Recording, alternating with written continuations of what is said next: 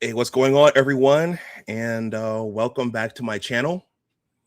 Thank you to that person who left a like ahead of time. And thank you to you guys who are already here. When the master teacher shows up, the audience lines up and they gradually trickle in if they're not already lined up. So let me salute Mosfet. He says, should be a very pithy discussion. Right on, Doc and BGS. And then, hold on.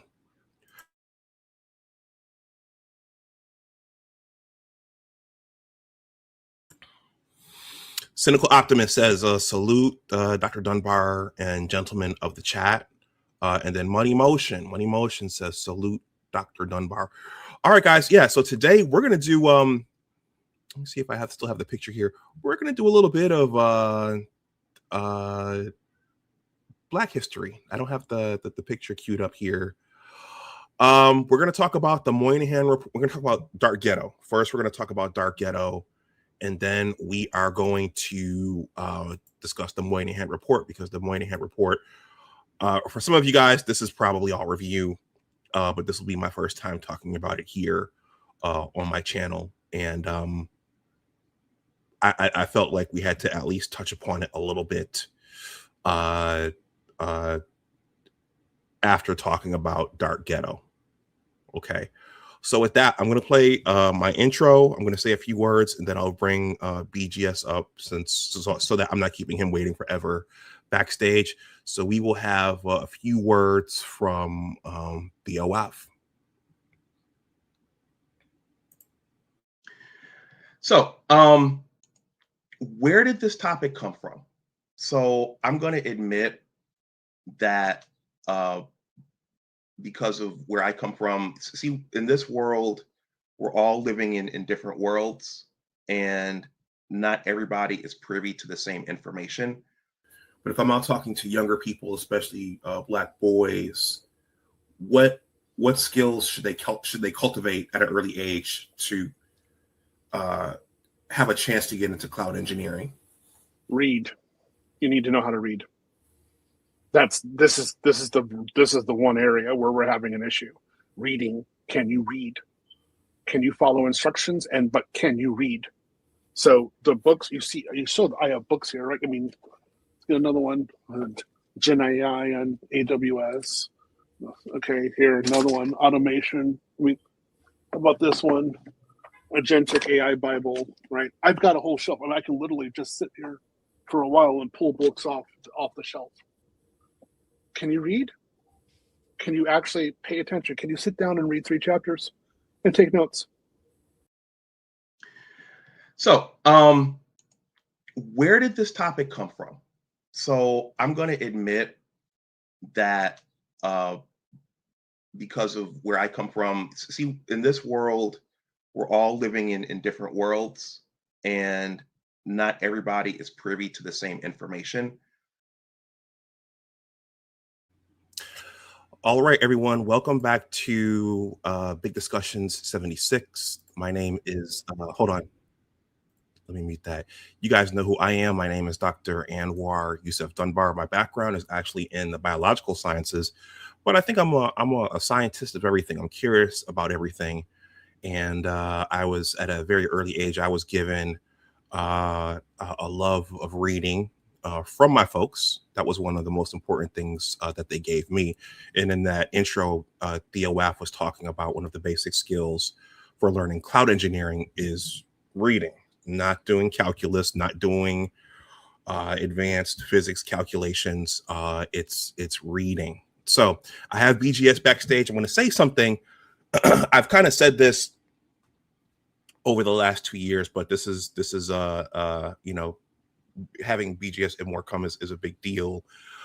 But what I will say is YouTubing for me has been a journey, and you guys know that for me, my content is it's kind of been a bit of a squiggly line. It's been a bit of a squiggly line, and I was I'm going to be discreet here. I was involved at one point. And I like O'Shea Do Jackson. I stopped doing the panels for a little while as I was finding my way. I was doing panels and talking about all kinds of things as it relates to the Black community and partnering here and the ins and outs of it. And as I was involved over COVID with an anonymous person, I got a lot of smoke for the things that we were talking about here. I got a lot of smoke for talking to whole panels full of guys behind avatars with pictures. Okay. And one of the arguments was, you don't know who's behind that picture. You don't know you don't know who that is. I knew who some of the guys were. So I did back away from that, and I did favor folks like Dr. L, who's forward facing. It's called forward facing when people can see you, and I think it's funny in this Dr. Cheyenne Bryant era.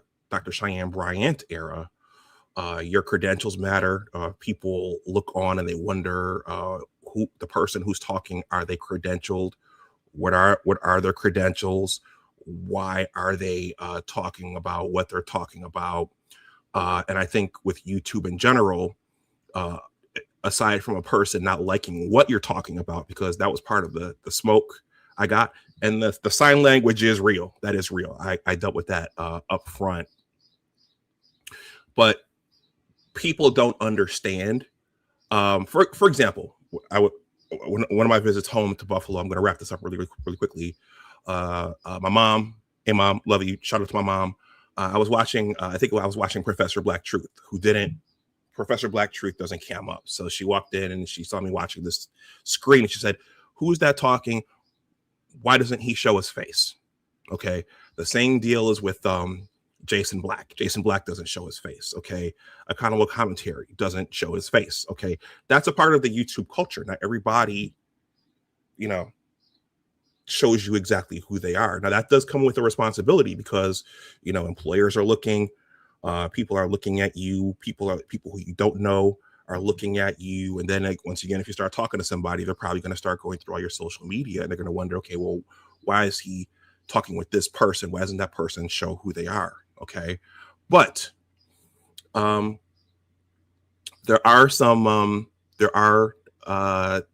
addition to this being a part of the culture, there are special individuals, okay, who use avatars. And one of those persons is the Master Teacher BGS IBMOR, who in my mind is, not only royalty, but a bit of an encyclopedia himself, a scholar, in his own right, and a researcher who has been able to forecast things to come, in addition to documenting our history as a people, but also world history and world trends. And today he has been gracious enough to come back to my channel. It's been about 5 years. I think our last talk was on the Prussian education system. He's been gracious enough to come back and talk to me and the audience about Dark Ghetto by Kenneth B. Clark. And we're going to talk a little bit about the Moynihan Report as well, why that's important and why it gets so much pushback. So with that, everybody, let me cue up my applause here for him. Let's welcome back for the first time in about 5 years, the Master Teacher BGS IBMOR.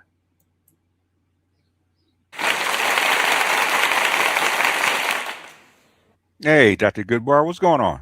Nothing much, Master Teacher. How are you doing? Pretty good. I remember you didn't like that name when you first heard it. Well, I've been called other things, but it took some getting used to, and it has a ring to it. Yeah. Especially when you're doing approaches, okay? Yeah. So, how have you been? I've been pretty good. Bit busy, man. These last two presidents, man, have kept me busy, to say the least. Okay. Before we jump into serious stuff, did you watch the game last night? No, I didn't watch it. I watch it on replay. But I'm glad that the Knicks did win because they haven't won since '73. Because I remember them winning in '73, right after the Lakers won in '72. So Okay. I was kind of happy to see them win because I Yeah. didn't realize it's been over 53 years since they won. So it's Yeah, about that time. was the early 70s. Yes, with Willis Reed and The and Busher and Busher Clyde Frazier. Frazier and Earl the Pearl. Yeah, Yeah. Bell bottoms, sideburns, Sideburn. afros, Oh yeah, afros. Yeah, yep, and platforms. Yeah. platforms. Funks. Yeah, funk. Yeah, funk Yeah. R&B. All Yeah. right. All right. Well, I'm going to start this with a salute. So welcome back, BGS. First of all, this will probably annoy your critics and the pedestrians, but I want to thank you for all that you do. And that is not just for encouraging Dr. T.S. Johnson to develop his own platform and grow it, but also for the insights you've brought to us about the Black community, much of which is unheard of. The things you've shared, the things you've revealed, Yes, in our families, these things are unheard of, and slightly unpopular. very unpopular. Yes. Very unpopular. Our schools and Mm-hmm. even the community at large. So I want to say thank you. I appreciate you. I was thinking earlier about the one. Not, I'm going to talk about this in a little bit, but just I'm going to give people a little teaser here. Just the one tidbit you talked about regarding what marriages are actually for and about. Yes. Yes. No one in my family circle talked about what marriage is actually about. We talked about, there's the spiritual context, Right. but then there's you're not supposed to be by yourself, and you want to do the right thing and not be living together out of wedlock. But no one talked about that romance wasn't a part of it. No, it wasn't. Finding your best friend wasn't necessarily a part of it. No, it wasn't. So all these bells and whistles we've adorned it with, yes, were never actually a part of it. And so that begs the question, and it's a hard question. If the procreation piece isn't a part of it, should you even do it? That's just that one conversation I can hear. That would probably flip the Thanksgiving table over. The procreation piece. Well, should you do it? Well, that becomes an individual question. Okay, your own individual needs, but for the most part, as a practical thing, probably not. Okay. Mm-hmm. I mean, you can get wealthy. You can get wealthy and earn more. Use a single man because you're not a poor man. So I'm not going to say what you make, but you're not a poor man. Okay, you can do as well. If you really want to work harder, since you don't have a mate or a wife, probably you can do better. Okay, by yourself, because you don't have the burden of children and the burden of a wife. Well, and you can actually allot your time. Even though what happens with marriage for normal people, okay, men tend to work harder because they have a reason to work harder. So that's how they earn more. Okay, but the thing is that to be wealthy, to be rich, to earn more money, you don't need to be married. Okay, in fact, unless you have a comparable mate, it's not going to help you very much. Mm-hmm. So, as long as you can get your needs met, your carnal needs met, yeah, which is not that big of a deal, especially in the modern era. Being married is, outside of procreation and raising a family is really not necessary. Okay, nowadays it's probably more necessary to the state than it is to you. Okay. Well, that piece you just mentioned about a man's incentive for working harder. Yes, I think that part is kind of coming to bear right yes, now. you can see it on a societal level. Yeah, because there's a generation of men, and even preceding generations who are not interested in today's version of female company. So when you take that away, Mm-hmm. A man's incentive to turbocharge the economy goes away too. Goes away too, and which is why it's probably more important to the state than it is to you in the current era. Now, when you had in an agrarian era, okay, well then a man and woman needed to come together. It's because they needed children, and the children were labor, and you and her were not going to run that farm by yourself, okay, by yourselves. So you needed children. Well, that was another important point that Mm-hmm. you raised that nobody else raised, Mm-hmm. which is who do the children actually belong to? Yes. Who has the greatest underlying need for those children? And it's the state. Yes, it's the state. I mean, the families get the satisfaction and the, my line is going on. I have grandchildren. Yes, but ultimately, it's the state that needs those bodies, those taxpayers, bodies, and brought in properly and socialized properly into society, and that's the reason for it. Okay. All right. Well, let's move on. Mm-hmm. When I first became Manosphere adjacent, because I'm adjacent. That's another thing. Thank you for also acknowledging the. I know you noted that I think Dr. Neal got some smoke for what he was discussing. So I'm saying that there is, for us who are forward facing and who have jobs, there is there's a line we have to walk. Yeah, there's a certain amount of risk. Yeah, there's a line that you have to walk. And when Dr. T came into adjacent to the manosphere, let's put it that way. I told all the people that surrounded me, okay, if we're going to bring him in, okay, we're going to have to build a fence around him, okay, and build a barrier in front of him, so when he can't cross over, we can't allow people to cross over into his field because we need to protect him because he is forward facing, and academics do have a certain amount of reputation they have to protect. So we have to. So we actually built a big bubble around Dr. T for the first 5 years. Okay. Yeah. Everybody, please smash the like button. Yeah, if you're not subbed, please consider subbing. If you're here, you should already be subbed. Okay. Yeah. If you want to donate something, my information is in the ticker. I plan to give BGS an honorarium. No, you done way you and Nicole and Don Clips done way more than I could ever hope for, man. I couldn't pay you guys, so no, don't give me an honorarium, man. This is my pleasure. Okay. My pleasure, because you guys during COVID, man. You guys did yeoman's work. Okay.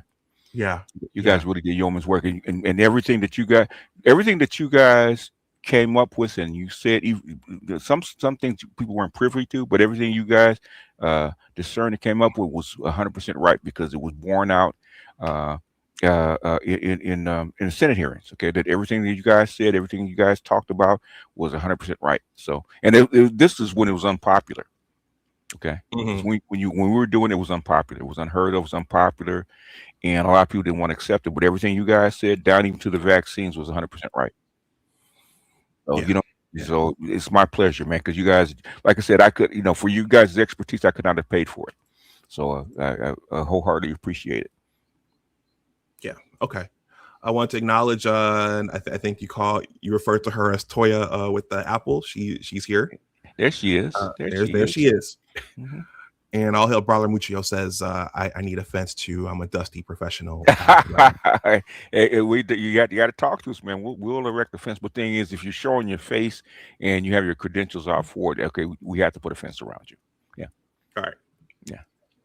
Speaking of which, I wasn't wearing my Angry Man Dusty shirt, but I decided to go with my brother's. Except for doing Black History, I decided to go with my brother's design here, which is Elijah McCoy. Salute to my brother Amal. So before we jump into Dark Ghetto, and everybody, once we get into this is there's a lot here. So if you want to super chat a question or a thought, that will most likely get it read. So when I first became Manosphere adjacent, I asked you to come talk about the concepts of partners versus wives, which in every family that's not discussed. We talked Hey, about the octane you scale. find out how hot a topic actually is when you probably Oh, geez, yeah, that's yeah. because you're going back to roles, you're going back to duties, you're going back to Mm-hmm. all And the people stuff don't pre people 1970. well people don't realize how far this stuff actually goes back. This marriage and monogamous marriage goes back 150,000 years. It's not new. Okay. And the reasons for it are the same reasons that the state wants to do it now. So it's more about the children than it is about the two people they put together. So Mm-hmm. this is like the Jarawa tribe. Their culture goes back 160,000 years, and that's how they do it. They pair to a man and a woman together to have children. That's what they pair them together for. Yeah. And then all the other stuff is added on top of it. But and that didn't get broken until I would say until 1839 with Caroline Norton, which we documented.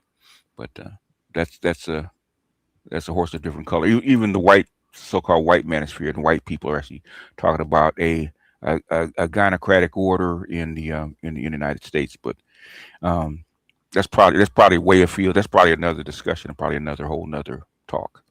Well, I was going to say for anyone who's questioning what we're talking about now about marriage and what it was for, pick up a copy of Taraban's book. He talks about it in there. Exactly.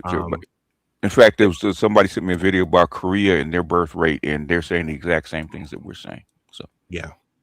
Okay. So we talked about partners versus wives. We talked about the octane scale. That's the octane scale. Some people really despise that. But go ahead. They despise it, but when they look at it and they look at their lives, they can see exactly where they fit. Yeah, that's the problem, because I've heard people that really got after me. There was one guy for a whole year about your octanes and said, "Okay, you don't believe in it. Let's take you as an example." And we broke him down for about an hour, and after about an hour, he said, "Oh, yeah, you fit exactly. You did exactly what the book says." He did exactly the same thing. He said, because he dated a woman that was of a lower class. Said, how come you didn't marry her? Because she was lower class. Okay, man. Yeah. Assortative mating. I mean, that they're just assortative mating. Yeah, it is. This I don't know if this would fall under. I've heard you say esoteric knowledge, but this is just not across the board. A lot of families don't know about this, and so your kids go out and they've got to figure this stuff out. Yeah. And hit their heads on the fly. Yeah. And you notice it. I mean, when they get into relationships, and especially long-term relationships, they start to notice it, and they can't figure out why is this bothering me. Okay. They can't figure it out. So that's how come I came up with it. Why is this bothering me? Because the octanes, and even I have another one called the 3 levels of male commitment. Okay, is a response to questions I was being asked about why certain things happen, especially in relationships. Why do certain people get along together and certain people don't? So because I had to figure it out for myself, because I was engaged it's got to be what 40 years ago. Yeah.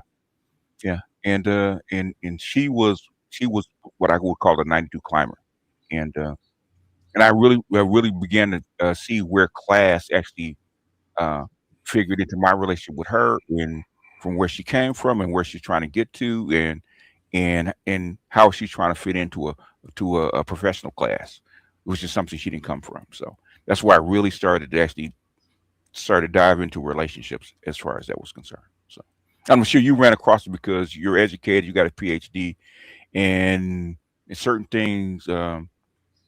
Certain ideas and your way of doing things after you become a PhD are not going to be the same way you would say with a working class girl.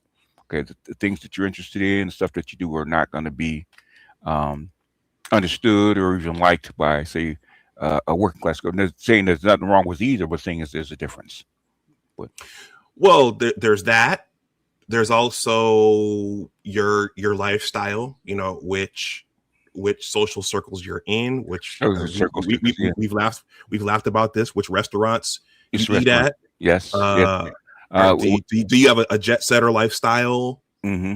Ray Alexander came in here and said, the car you drive is not good enough for someone of your credentials. So yes, there's so many bells and whistles to this one thing. Especially when it comes to women. Women are really more sensitive to class than they actually will admit to. Yeah. Michael, thank you for the $20 super chat. He says, for the good doctor and the master teacher. Michael, what's going on, man? Okay. So the last time you were here, we talked about the Prussian school system, and I think just since we're talking about a book, Theo discussed the importance of reading and cloud engineering. That versus being able to do complex equations, that surprised me. But I consider you to be an encyclopedia and a scholar yourself. Can you say a few words about your educational roots and how you developed a love for reading and scholarship? How you became so learned? Because when we listen to you talk, you're able to run these things off and point back to this book and that book. And today, where this is being lost, how did you acquire your love for reading and scholarship? Well, some people are just natural readers. Okay, you're probably a natural reader too. You pick up a book and you get lost in it from the time that you're 5 or 6. I can never remember a time where you didn't read. You're probably a natural reader. Some people just natural readers. They just gravitate to books. Like I was a reader in my family. Okay, so, remember when I was in first grade? We really start to read. I just read all the books. I stay up all night just reading my my reading book. Okay, and finish it. Okay, so because I wanted to read, and I wanted to pick up the next book because I remember in 2nd grade I read 4 books from the Wizard of Oz in 2nd grade. I like to read, and you when you're supposed to be asleep and the street lights on, you got the window open, and you're trying to read by the street light. That was me. And when I'm supposed to be asleep, so and some people just gravitate to it. So I've always been that way, and I was always interested in different ideas and seeing things differently than other people. I think that's probably natural to me. And when I was young, believe it or not, when I was a kid, I was like 9 or 10, I wanted to be a nuclear scientist. I wanted to be a nuclear chemist. Believe it or not. So even though I could have been it, because I did get accepted to Cal Berkeley, but I didn't go because they didn't have the money. But and that was the main place where for nuclear science actually was Cal Berkeley. So, but I went through that. When you read a lot, when you read and you acquire knowledge, okay, you get tracked, and then people start noticing that you read and you acquire knowledge, and you can actually spit it back out, and then start tracking. So when I was like 4th or 5th grade, I got sent to an upper middle class white school. I was actually bused. And then the way they read and what they read and the subject that they study is completely different than the black schools, okay? Because they have a different outlook on the world. And so that's where I really started picking up reading things outside of the scope of what the black schools are actually teaching. And that just progressed. So when you get into science and you get into math, and you learn to read, you learn alternative ways of learning. And then I don't know, you're a scientist, so you probably have a love of science fiction. I do. Yes. And the science fiction gives you, different ways of applying your knowledge and a different way of seeing the stuff that you study. Not just politics, but also chemistry, science, physics, all that kind of stuff. So basically you start asking, why does this happen? Okay, why does this happen? Because like most scientists, we're looking for that the unified field theory. Okay, what is the one to get to the core of it? What explains all of this stuff? And all scientists are always looking for the same thing. There's got to be one thing that will answer all these questions.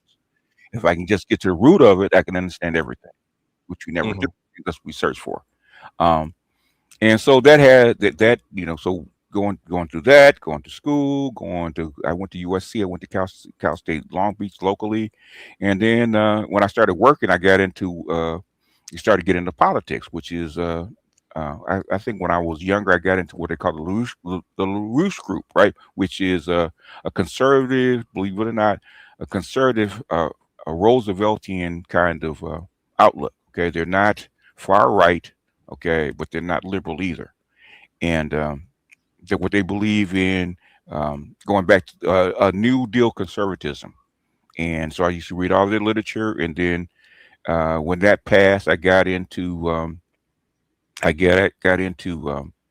uh, Pacifica, which is liberal, then became progressive, and also at the same time, I got into um, the conscious community, the things we call pro-black.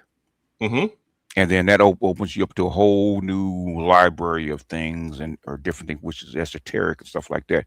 And then in '95, I got into because I was going through a whole bunch of personal things with with my children and stuff like that. I had to change how I looked at religion, and that's why I got into Black Gnosticism.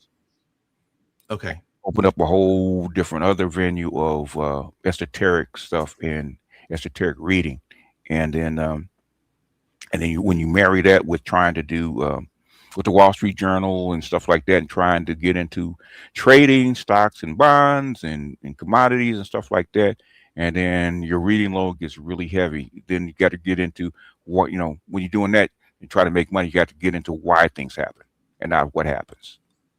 Okay.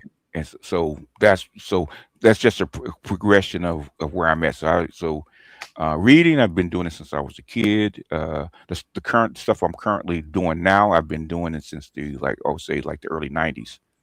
Um, Okay. so all this is just accumulated knowledge.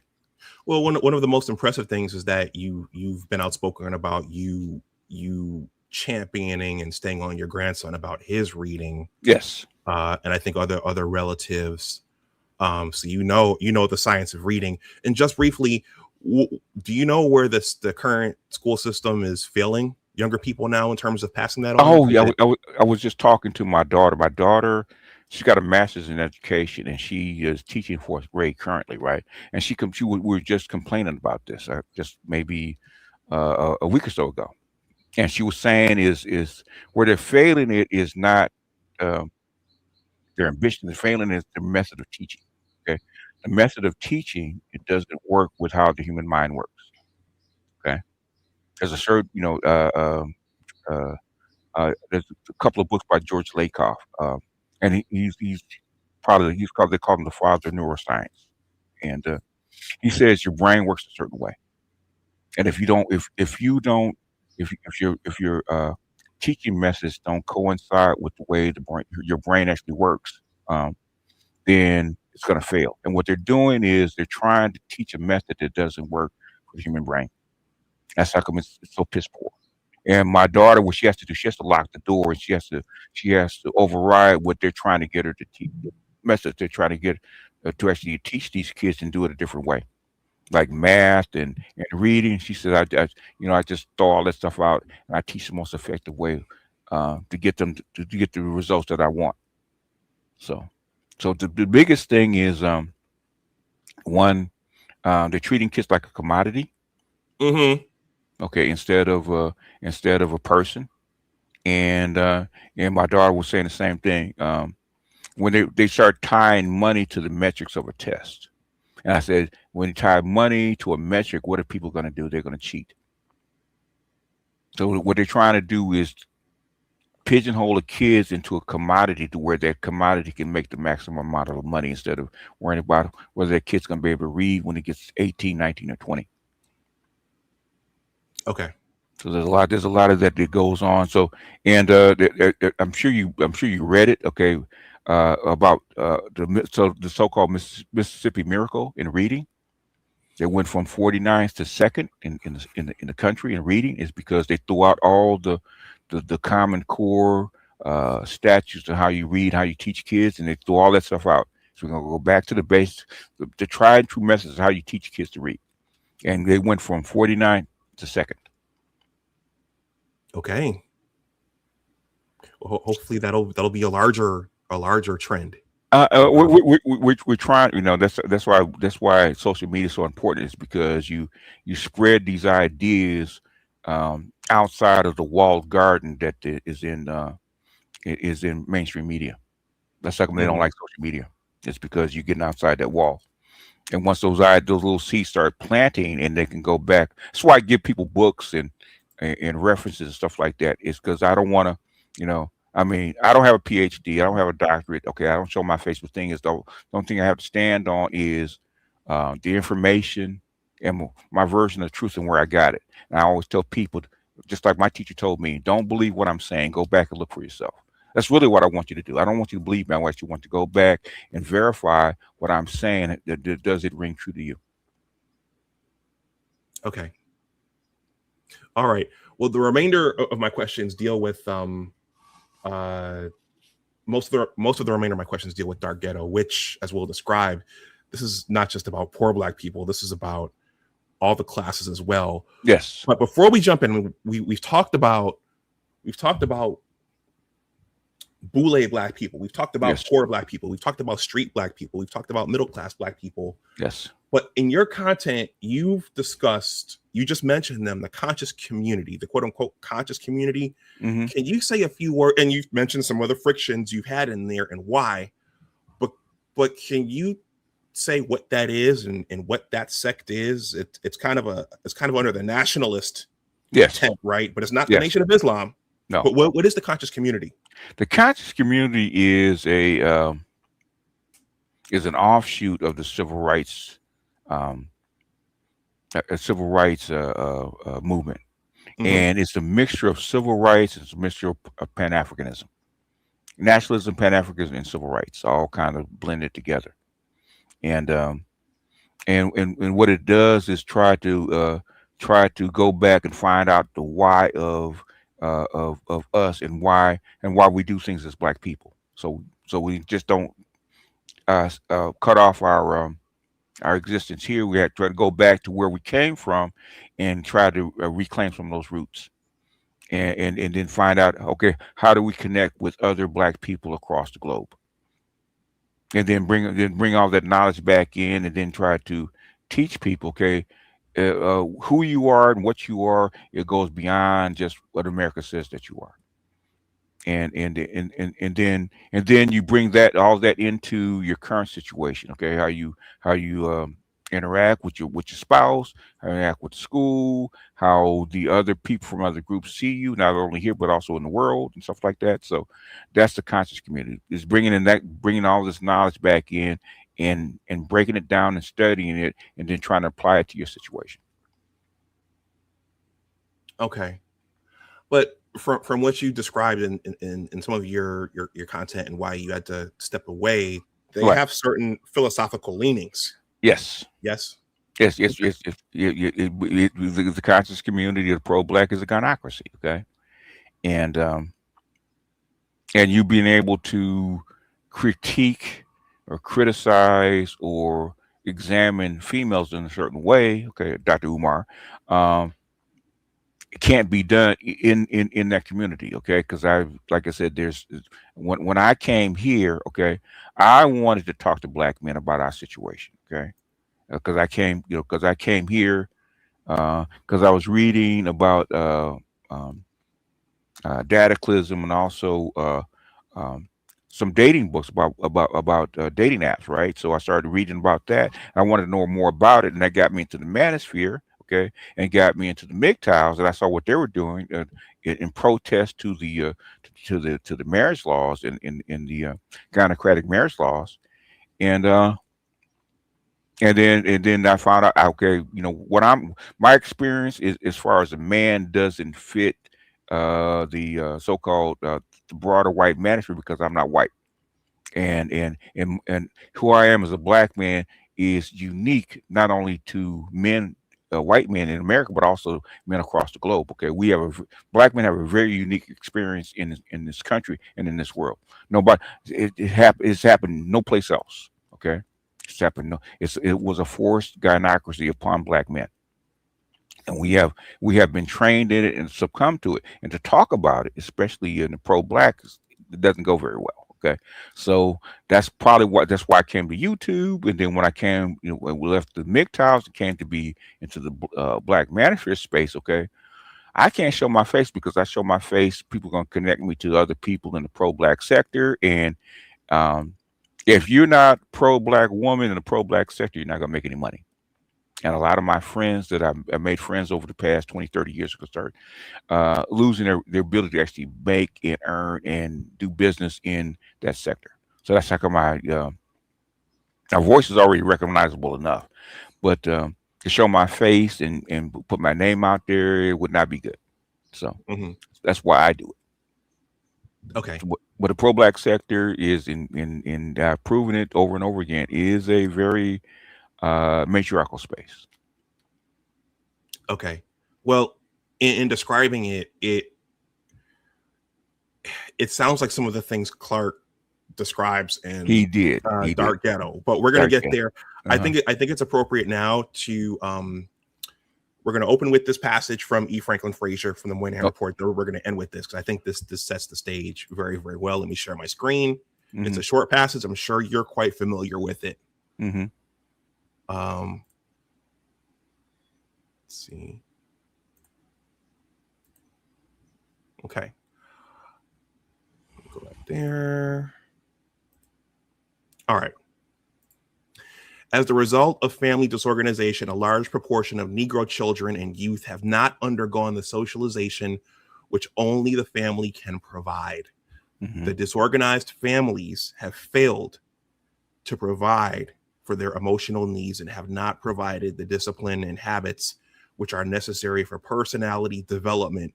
Because the disorganized family has failed in its function as a socializing agency, it has handicapped the children in the relations to the institutions in the community. Moreover, family disorganization has been partially responsible for a large amount of juvenile delinquency and adult crime among Negroes. Since the widespread family disorganization among Negroes has resulted from the failure of the father to play the role in family life required by American society, the mitigation of this problem must await those changes in the Negro and American society, which will enable the Negro father to play the role required of him. Okay, so BGS in summary. Okay, once I read Dark Ghetto and I sprinted through the Moynihan Report, I looked at all this and I kind of did this. I said they were talking about this 50 years ago, you know, 100 years ago. Yes. And you know, fathers are needed, male leadership is needed. This is all captured in this document, but we're still we've kind of gone steadily in the wrong direction. So yeah,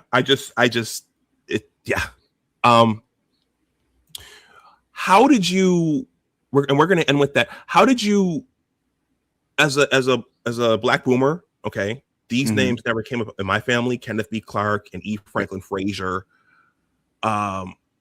These guys were the precursors to the Moynihan Report. They're all throughout it.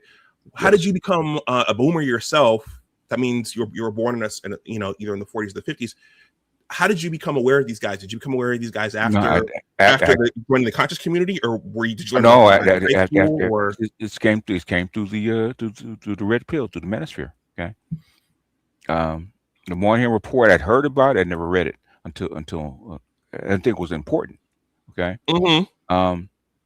And a lot of these books, like Frazier and Clark, Moynihan Report, even the Current Commission, are very esoteric books. Okay, unless you're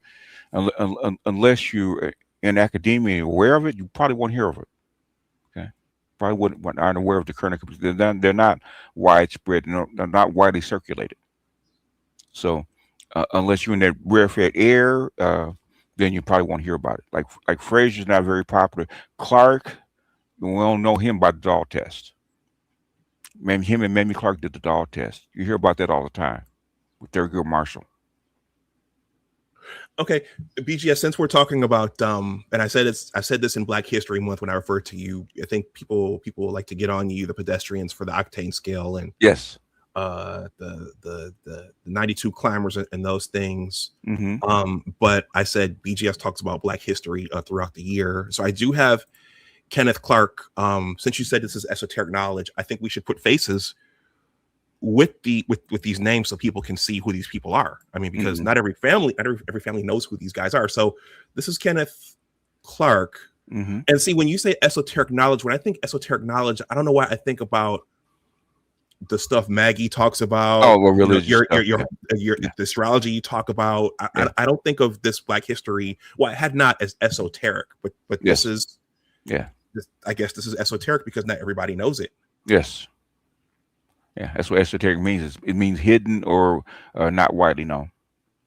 That's what. So does that mean that this knowledge has been intentionally? Yes, it has been from the masses. In fact, Kenneth Clark was upset that his book didn't get more because he got associated with Moynihan, and Moynihan was associated as being a racist because he didn't like the matriarchy, the Black matriarchy, or didn't like it, just named it. Okay, and he got branded a racist. And once he got branded a race, him, Clark and Fraser got branded racist or anti-Black, then they were kind of stripped out of the academia. I'm sure because you got a PhD. Did you? Probably the only book you heard about Fraser was the Black Bourgeoisie. Yes, and that was through you. Really? It wasn't through any Black history programs at church, at my HBCU, or at anywhere else. It was through listening to your content, watching your content.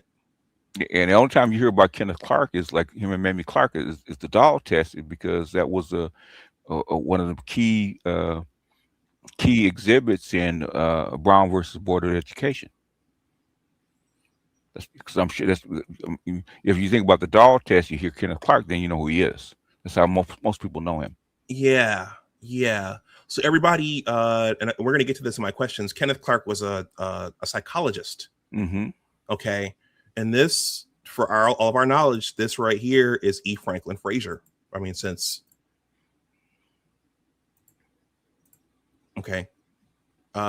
E. Franklin Fraser right there. These are both Black men. He's a sociologist. Sociology, which he's a student of Du Bois. People don't realize that he's actually an accolade, a student of Du Bois. That's where he got a lot of his stuff from. Okay, and then he just expounded upon it. Like most people don't know that the Philadelphia Negro, which people don't reference, is probably the biggest book that Du Bois ever wrote, but nobody referenced it. It's because they don't like the stuff they say about Black male and female relationships. Okay, so even within the community, there's a need to control the knowledge. Yes, if it seemingly to be doesn't show Black females in a decent light, then it's hidden. Interesting. Okay, I think that answers one of my subsequent questions, but I'm going to ask it nonetheless. So you answered this one. Where did you learn about these gentlemen and these books? And you mentioned that you came to the Manosphere to YouTube is how you learned about this. Yeah. Okay. Yeah. Well, the Moynihan Report was actually it's a very good book on the Moynihan Report called "Freedom Is Not Enough," and he actually goes through and he actually documents all these books. Okay, and he names he told you exactly where Moynihan got his ideas from, which is the Moynihan Report was actually the Negro family, and which is named after Fraser's book, The Negro Family. And since he's from New York and from that area, okay, him and Kenneth Clark are friends. So that's so. If you actually, since you read the book, you see a lot of the Moynihan Report is actually taken from Kenneth Clark's work. Yeah, and I saw a video came up in my algorithm of Daniel Patrick Moynihan talking about the report, and he mentioned, Kenneth Clark. Yes. So yeah. A lot of his recommendations for the Black family came from Kenneth Clark and Fraser, and people think Moynihan just made it up. No, he didn't.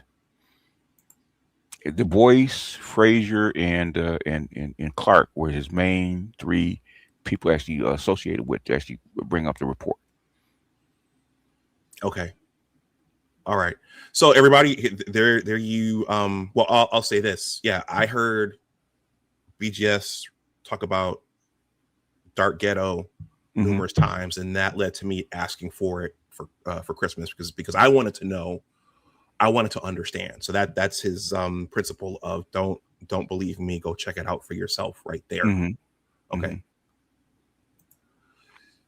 So Dark Ghetto. Okay. So we know Kenneth Clark. Kenneth Clark was a psychologist and a civil rights leader. And it's a dense book. It wasn't an easy book to read. I had to do bits and pieces every day. Go ahead. And the thing is, if you read the forward, it actually came from a larger work, which is like 600, 700 pages. He had to condense it. He had to condense that book, condense that down into book, into Dark Ghetto. Okay. All right. So Dark Ghetto actually, okay, I think the genesis of this was the Harlem Project. The Harlem Project, the Harlem Youth Project, the Harlem Youth Project, the Harlem Project. And in the book, Harlem is at that time is a proxy. Yes. For other urban centers, for other ghettos. For urban ghettos, yes. Yeah, and so it seems as though in that era, when Black people moved north, there were previously white neighborhoods, and they moved in there, and the white folks moved out. The thing is, and this is something my mother told me. Okay, when the machines came in, okay, and most Black people were actually were rural, right? But when the machines started replacing the labor, okay, they had to move into urban centers. And so you have northern urban centers, but also have southern urban centers, and that's where the problem started coming in. Because you might have a New York, Chicago, Los Angeles, Detroit, but you also got an Atlanta, you got a Memphis, you got a Dallas, you got a New Orleans, you got other urban centers that are Black in the South. Okay. So the big and the Moynihan Report, also the Kerner Commission agree with Clark. Okay, the biggest switch was going from a rural environment, okay, a rural matriarchal environment, to an urban center where you now have to integrate with a patriarchal society, which is white people. And that's where the ghettos start to form. Okay, because you're trying to move people from the rural so-called antebellum South into an urban center where the rules change. Okay, so so the machine started moving in. Do you mean that took the work in the South away? Yeah, it took because I asked my mother, because my mother was a sharecropper, right? And they picked cotton and other things, right? And this is in the 50s, okay, in the mid 50s, and she was born on a sharecropping plantation, not plantation, but a sharecropping environment. And then and she said one day the landowner came in and said, "We don't have work for you anymore." And after that, they had to move to the city, Shreveport. So they had to move to a more of an urban environment. Okay. So there's a lot of moving parts, but go ahead. Yeah, see, I thought they were trying to escape the sharecropping, and some did to come to work, to go to work in the auto factories and the steel factories, and I thought that's what they were. Some did, and what a lot of them were trying to escape unemployment is because slowly but surely their work was being taken away. Okay, everybody. So much like Dr. Ronald Neal's book, there is a lot here, and we could spend hours just talking about one piece of this. Yes, I mean, literally you can. So last night I was thinking, what am I going to talk to BGS about regarding this? Because there's so much in here. There is a lot. Yeah, there's a lot. Go ahead. I'm sorry. No, I was going to say, so just a little tidbit of the entire expanse. So he's a psychologist. Kenneth Clark was a psychologist. So there's discussion in this book about ghetto Black people, middle class Black people, bougie Black people, Mm-hmm. white liberals. He White discusses unemployment, the dominance of matriarchies and Black family structures, Mm-hmm. unstable families, sexual relationships amongst Black youth, careless sexual relationships. Discusses the elements of power in the ghetto, such as Black newspapers, Black churches, Black churches, Black politicians like Adam Clayton Powell. Right. Yes. And so there are all of these pathologies, okay, that start emerging, okay, and start commingling. BGS, why? I think you talked about this already, but why did this particular book resonate with you? Why do you? Because you cite this often when you're talking. What do you think is its biggest contribution? Is because a lot of things that he says, okay, in this book that he wrote some 60 years ago, give or take, okay, are still here. We're still dealing with those problems, okay. Say like the one thing you said about the tangible pathology in the ghetto youth, okay, that actually get their idea of manhood in the status from how many women they can actually sleep with, okay. What we hear in the Black manosphere and Black abroad, right? Okay, how many bodies can I accumulate? How many women can I sleep with? How many women actually like me? How many women can I date? Okay, it's still amongst Black people. It's still here. Yes, you know, it's still a status symbol. How many women can you actually conquer? How many? You know, sometimes even amongst the rappers, right? How many women? How many baby mamas do I have? Status symbol. Okay. Yeah. So here, you don't hear Elon Musk talk about how many baby mamas he has, even though he's got 4, okay, and he's got like 12 kids. He doesn't go around bragging about all his baby mamas, okay, like Future or like Nick Cannon and a few others. So it's a different way. Musk doesn't get his status from how many women he could actually sleep with or impregnate, okay, whereas Future does, whereas Nick Cannon does. And so that goes down to the local level as well, because as a man, as a Black man, that's in part how you're judged. Judged. That's how well you perform. How well you perform, yes, and that's where, and that's part of the mindset where it comes, which is part of the matriarchal mindset. People think it's patriarchal. No, it's not. It's matriarchal. Okay. A couple. I made some bubbles for myself here as I was this morning. So, bougie Black people, Black people. Clark notes that there was an ambivalence about even getting involved in civil rights. So they didn't necessarily see themselves as a part of the whole. They were their own group. Right. I thought this was interesting about the Black newspapers in Harlem. Clark noted that they were often misleading and contradicting. Yeah, they're trying to make money. So, which Black media, Black news media, particularly on the liberal side, we're still seeing that.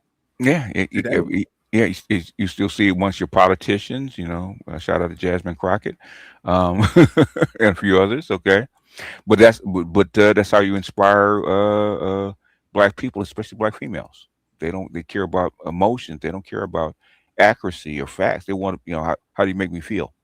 We're looking at it with the same thing. Same thing Clark talked about. You see in the Carmelo Anthony case. Okay. The same kind of division about because I was just listening to the court TV reporter that's in Dallas. He's Black, right? Okay, he's being called a sellout in the communities because he's just reporting. And Clark was saying that if you don't side, sometimes if you don't side with the so-called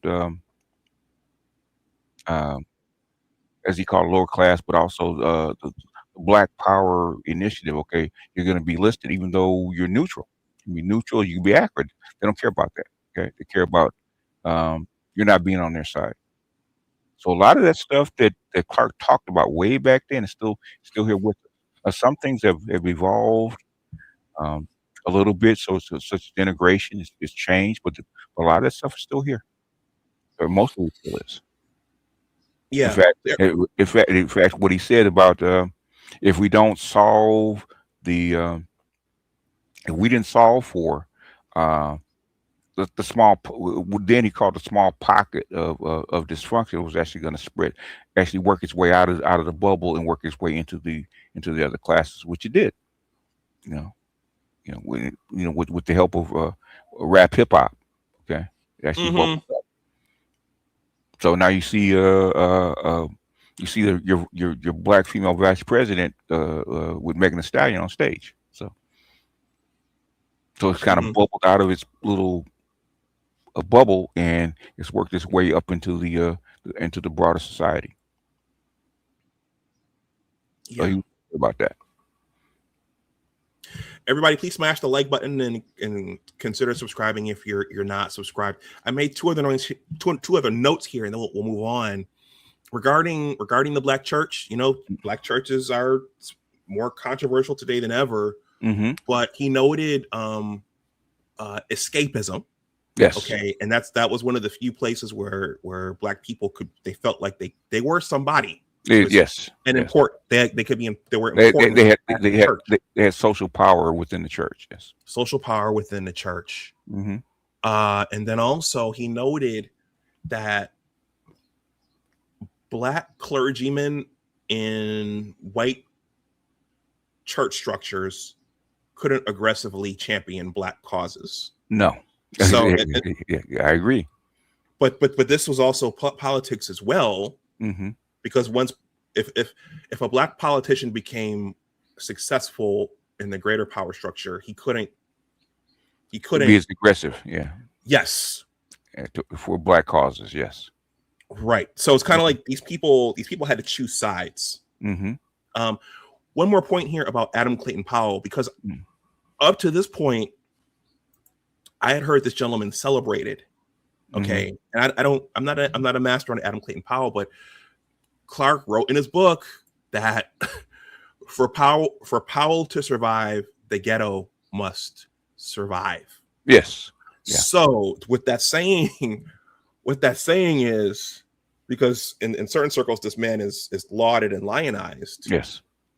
He needed that demographic of people to continue suffering and floundering. He needed them to continue to suffer, to flounder, to have his base. A base. Yeah. And 30 years later, what do you hear about some of the prominent black politicians? Now they have to keep these things going. If these maladies go away, then they don't have anything to hang their hat on, and they won't have any more purpose or usefulness. But I think what's different about this is that this is a black psychologist saying this. Right. Looking and taking an honest look and saying, okay, well, this person needs the status quo to continue going as it's going. Go ahead.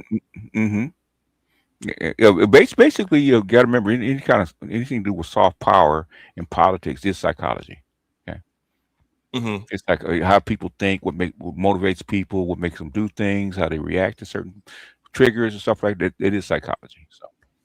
So he's at it. So he's looking at it from the lens of why, not what people do, but why they do it. I want to thank Demand24 for the $20 super chat. Thank you, or the super sticker. And I want to thank Getmo615 for the $10 super chat. Thank you very much, and thank you to everyone for your comments here. We're kind of getting towards the end. I want to respect your time as well. I put in actually portion about 2.5 hours for this. I know it's going to go long. Yeah. Okay. All right. The North versus the South. Okay.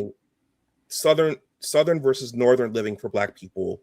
So we know about slavery. We have a history of chattel slavery, antebellum slavery. Right. And you just mentioned the machines coming was the motivation for a lot of Black families moving north. And I heard that many of my elders wanted the steel jobs and the auto jobs, and they actually formed prosperous lives, many at least financially, in the northern cities while those industries were there. Right. But Clark asserts in his book that, and I don't want to mess this up, but some black and whites lived well together in the South up until the point black people sought to dignify themselves. So there were, as long as black people knew their place, black white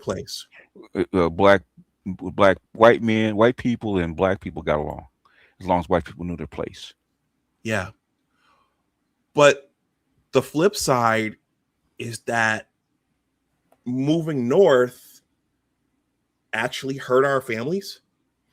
Yeah, it did. In fact, Frazier went into it, Clark went into it, the Moynihan didn't go into it, but the thing is, the Kerner Commission actually went in and found out why. Okay, the move, the matriarchal society that which is the extended family and stuff like, was more like a tribe. Okay, Mm-hmm. what we're trying to get back to is easier in a rural setting because the towns are small.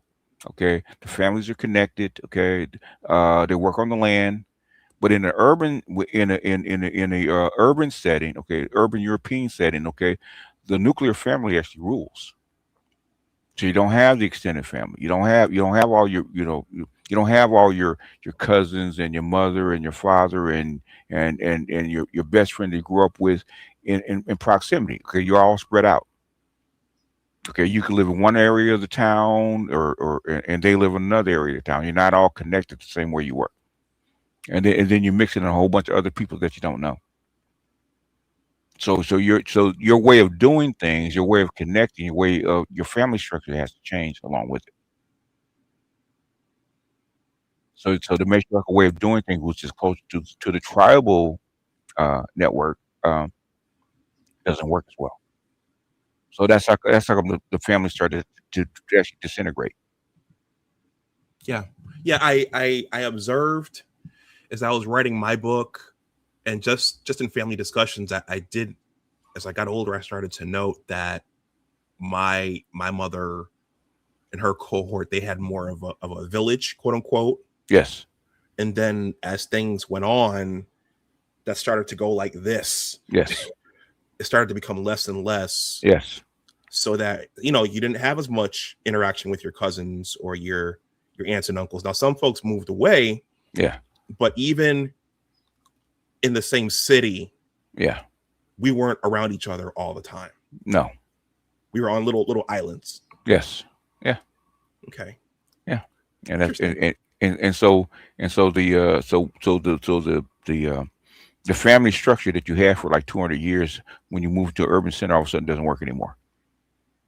And now you have to be retrained, which is what Clark was trying to do, and what Moynihan was trying to do. Okay, we had to retrain these people to actually survive in the environment that we're actually putting them in, because they can't go back to what they were doing because that doesn't exist anymore. Yeah, you send them back to the rural South, they're going to starve. There's no work. What are you going to do? Because all the work and all the survival and all the jobs, all the money is northern, right? In factories and manufacturing and stuff like that. So you got to train them a different way. And the matriarchal pattern that you were in, where the mother was the matriarch, okay, you're not gonna, it doesn't jive when we get into the urban areas with white people, because that's ran on their patriarchal or semi-patriarchal system. Even though it's changing now, but the thing is, that's what it's run on. How do you adapt these people that you train in a certain way to be matriarchal and that kind of stuff into a different pattern? Mm-hmm. Which they get disagreed with, but when you had the '68 riots, and then Johnson sent out all these, like, I think it's like 1,500 people out to actually investigate why the riots actually happened, and they started interviewing people and stuff and researching it. They found out that this is the same pattern that Clark and Fraser saw. Mm-hmm. Mm-hmm. And this is the underlying reason why.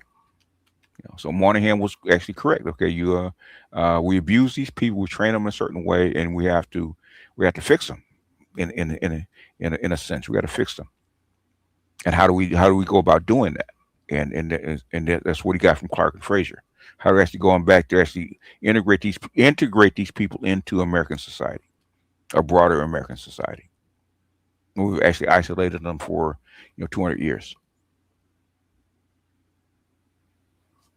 So okay, go ahead. So just briefly, North and South, he Yes. pointed out that the Nation of Islam was more popular up north. Yes. Dr. King and his movement were less popular up north. Right. Dr. King's movement was more popular down south. Yes. And the Nation of Islam was less popular down south. Yes. So you have this yin and this yang. And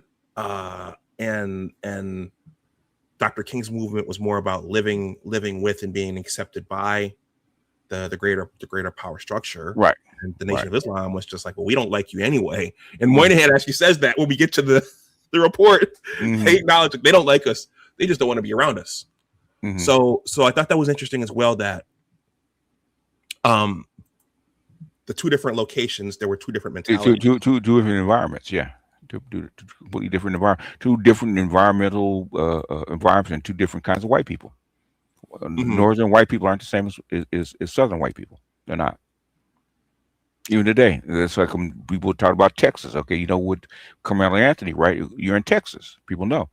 White people are different in Texas. The environment's different in Texas. The laws are different. Texas is not California. The environment's different. So depending on, I mean, you know, because where you come from, which is a smaller town, and coming into DC, the environments are different. Very. Yeah, like oil and water. Oil and water, and how you interact with white people in Buffalo is not the same way you interact with white people in DC. And black people too. And black people, which we're going to get to we're going to get to that shortly. Let's see. White flight. So I heard stories about this growing up from my folks and their cohort. This is all in Dark Ghetto, especially as it relates to schools and white families not wanting them, feeling as though having black students in school with their kids is going to lower the level of education for their children. So that's all throughout this book. Yeah. Did you experience that? Because I know you said that you're from the Bayou. Initially, your family's from there. From Shreveport in Texas, and then we moved to California. Did you see that out west in California? Or did everybody just mix up? No, we didn't mix up. It was we're segregated, very segregated. Okay. In fact, they were trying to break it up. In fact, one of the biggest black areas in the country was Los Angeles. Okay, until recently, to the last, I guess the 2000s was actually one of the bigger black population centers. So it was segregated, and like I said, I was one of the first to actually start the desegregation process widely, which is busing. Okay. As an experiment, Okay. And white people did not want to, like when I was in school, we have a street called Crenshaw, which is like the median between, we'll say the middle class, upper middle class, and so-called South Central, right? And a lot of white kids would not cross Crenshaw. Well, Crenshaw is all in the Boys in the Hood and Menace Society. That's like blood and Crip. Crenshaw was the dividing line. Okay. A lot of white guys would give us a ride and said, okay, but I can't cross Crenshaw. After Crenshaw, you're on your own. Interesting. Mm-hmm. So white people didn't want to integrate the other ways. They had to ship us to the white people. Okay. We let's see. We talked about this just briefly regarding the churches, but again, Clark pointed out that for politicians and business leaders and corporate people, those Black people who became successful, quote unquote successful, they had to gain expertise Yes. outside of the ghetto, Yes. out in the greater structure. Mm-hmm. So in gaining that expertise and forming those alliances outside of the confines of the ghetto, they kind of weren't accepted back in the ghetto because you got to make there's a way he says it that you're okay. How did he say this? You have to conform to the rules. You do on the inside. You do. The rappers found that out when they made all the money. They couldn't move. They had to move out of the ghetto. Got to move out of South Central. You actually become prey instead of alliance. So you have to move because you don't fit. You don't fit in that bubble. You don't fit in the struggle, so to speak. It's changing now. It's because they're gentrifying the ghetto, but back then you didn't fit. You had to move. Like Snoop Dogg and Ice Cube and those kind of Dr. Dre, they don't live in the ghetto. They had to move.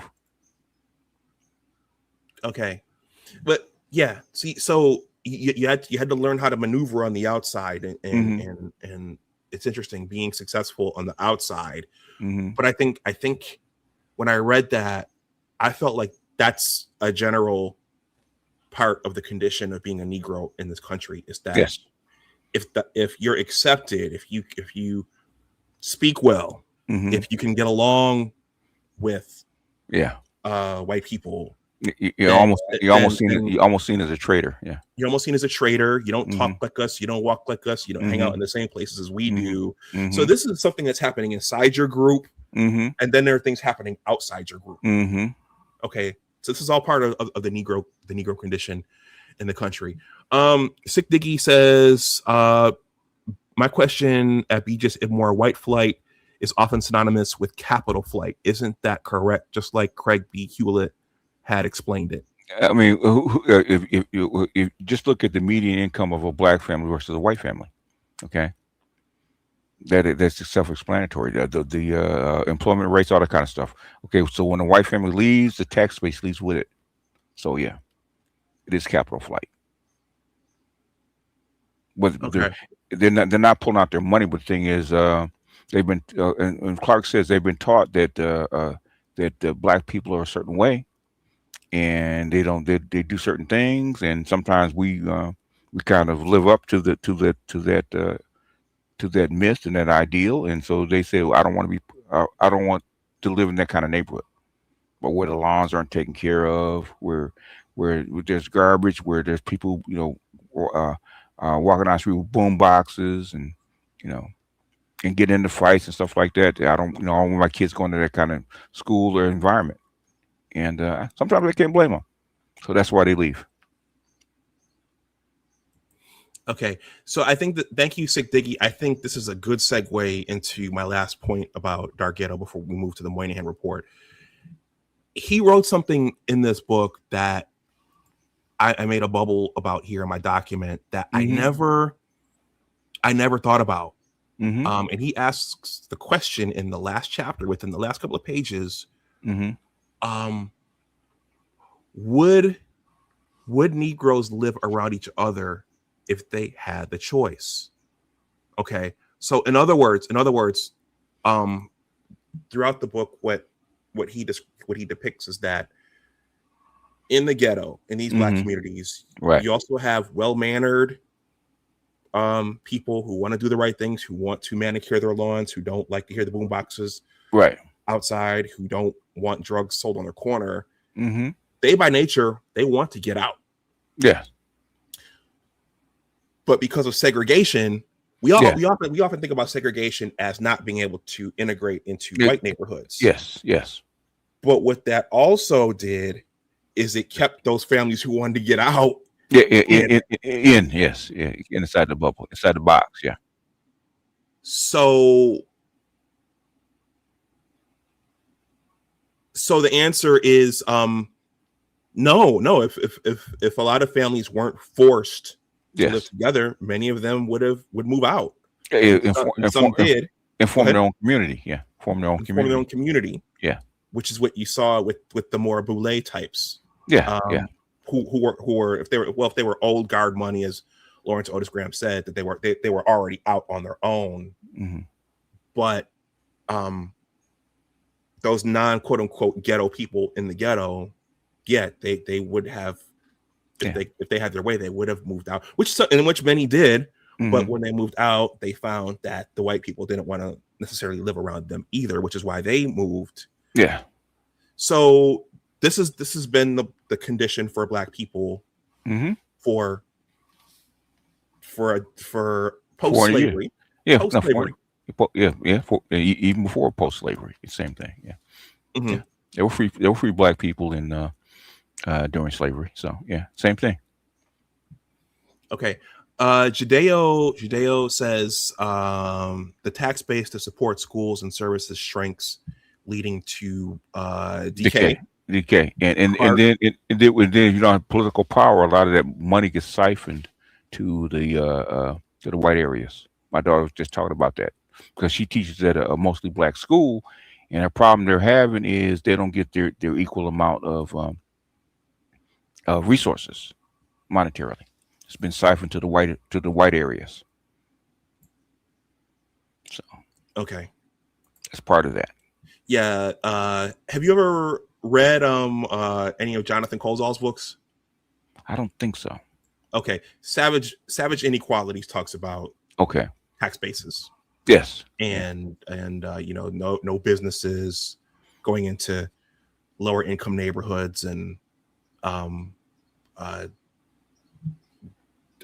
families moving out, and so the tax bases that are left there are putrid, or I'm not sure that's the right word, are minuscule, and therefore the students don't have as much money invested into their educations. Yeah, that's true. You can when I going from a ghetto school, a dark ghetto school, because where I came from, to a white school, it's obvious. The difference is obvious. The educational system, the quality is night and day. Mm-hmm. I mean, they can't be compared. So I see where the money's going. Back when they took away the lockers, you couldn't put your books in a locker. What they used to do for the white kids is they would have a classroom textbook and a textbook at home. They took the textbooks from the poor Black kids and gave them to the white kids, so they have an extra one to actually keep at home. So stuff like that happens. So, which is why you need political power. Okay. So everyone, we're going to talk about the Moynihan Report next. Briefly. I mean, just in an overarching way. Mm-hmm. But for context, everybody, keep in mind that this was all taking place during the quote unquote civil rights era, in and around this era. Now we know, even though Lyndon Johnson signed the the Civil Rights Act, right? And he ushered in the Great Society. Now, afterwards, there are questions about what his true intentions were. But it seems as though Daniel Patrick Moynihan, this is for so people can put the face with the name. They named the train station after him in Manhattan. They named that big old train hall after this gentleman. So that's this is who Daniel Patrick Moynihan is. So he seems, so while we question Lyndon Johnson's legacy and what his motivations were, Daniel Patrick Moynihan seems to have really cared if he was consulting Kenneth Clark and if he was consulting E. Franklin Frazier and Du Bois, he seems to have meant to have done the right thing. Okay? Yes. So, with that being said, the Moynihan Report, Master Teacher. Okay, so the tangle of pathology actually doesn't come up in Dark Ghetto. He talks about pathologies, but in the Moynihan Report, he actually renamed it. It's the tangle of pathology. It's there. So I was like, whoa, it's there. It is. Yeah. So the Moynihan Report. Why does this get so much pushback? Why is the Moynihan Report like garlic to vampires? Is because he talks about masculinity, and he talks about the black matriarchy. That's why I get so much pushback.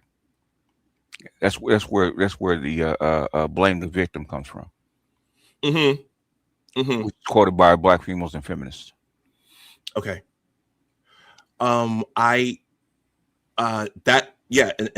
when you read through the Moynihan Report, if any of you have read it or take the time to read through it, he does cite, in addition to a bunch of statistics about single parent homes, fatherlessness, yes, but also he does come out and citing Kenneth Clark and Frazier.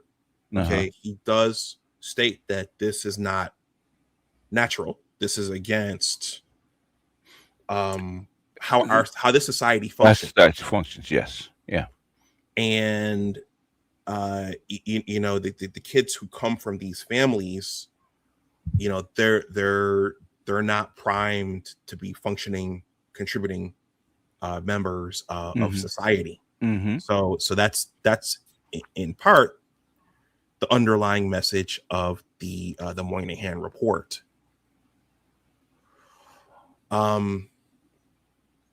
And the tangle of pathologies, he states that it's self-perpetuating. So once this starts, if you just leave it alone, it'll spread. Yeah, it'll just keep going. The people trapped in it will keep going, and as you said, it will spread.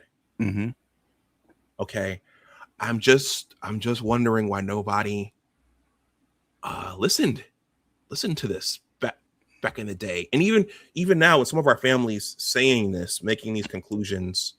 Citing these conclusions, this would hurt a lot of feelings. Yeah. I just heard, Tommy Curry talk about the Moynihan Report, called him a racist and stuff like that. Never once mentioned Clark or Frazier. Never once. Everybody else except. Okay. You know what? And I haven't. I have to finish The Man Not. But I'm. Well, I don't know that much about Dr. Curry other than he wrote The Man Not, and he seems to have the same motivations as Dr. Johnson. Yes. But that's surprising that he would take that position. I mean, you've been at university. How you're taught, how you train, has a lot to do with your worldview. And he's a philosopher, but he's actually an academic philosopher, and his worldview is that Moynihan's a racist. That's what he was taught.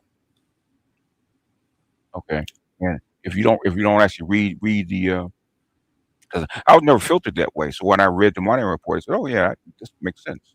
And then you read Frazier, said, "Oh, it really makes." Because I read Frazier first before the Moynihan Report, and so it makes sense. He's just saying what Frazier said. And then when I read Clark, I said, okay, all the stuff that he actually suggested, he actually got from Clark, and actually it's all true. They could never say that what in the Moynihan Report wasn't true. You just said they didn't agree with him is because it's against black women. And you can't do that, okay? in a matriarchal society, you can't talk ill or criticize black women. Yeah. So everybody remember. So if the Moynihan Report was built off of Kenneth Clark's work and E. Franklin Frazier's work, this is a black psychologist, okay, and this is a black sociologist. So these aren't just guys on the corner, just just hanging out. You know, these are learned, Yeah. credentialed, well-studied men. Yeah. Okay, from our race. Yeah. So, and black women and black white women and black women need you in your spot. They need black men to be where they are. As status, as class, is economically, they need black men to be where they are. okay, so BGS, since I mentioned that this was all taking place in the tumultuous 60s amongst the civil rights movement, then that means that someone like, now I want to do more research on Pauli Murray now too. That's a deep dive. You turned me onto that, and that whole thing. That means she wouldn't have been in support of the findings of the Moynihan Report. She would not have. No, she would not have. Okay, so this is a very, very deep rabbit hole. I'm going to read some comments here.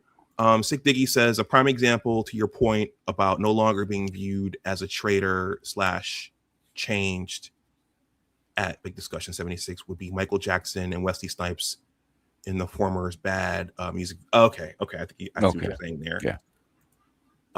The whole point is to get out of the ghetto, not stay there. Most Fat says whites will never be fair with property taxes and municipal benefits there.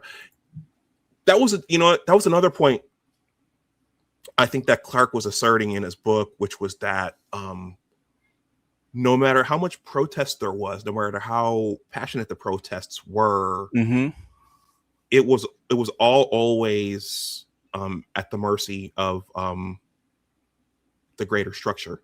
Yes. Yeah. And that's what Clark was saying. He said the exact same thing. Yeah. Okay. So there was always going to need to be buy-in from somebody in the greater structure. Right. And the liberals, who Malcolm X wasn't a fan of, their dance was about kind of keeping you calm. We're gonna make the changes, but just don't be, it's gonna take some time.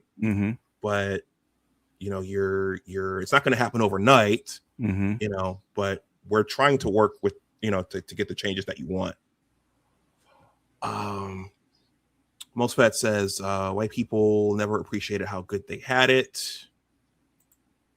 Sick Diggy says what they give with one hand, they take with another. Okay, so the point is we're operating in a larger system. Yes, we are. That would have to make room for more rights for our group. And assimilation takes a long time. It doesn't happen overnight. Okay, it takes hundreds of years, and we think it's going to with a snap of a finger. It doesn't work that way. Yeah, Most Fat, that was an analogy. I wasn't causing I wasn't calling the Moynihan report the tractors vampires. I was using an analogy.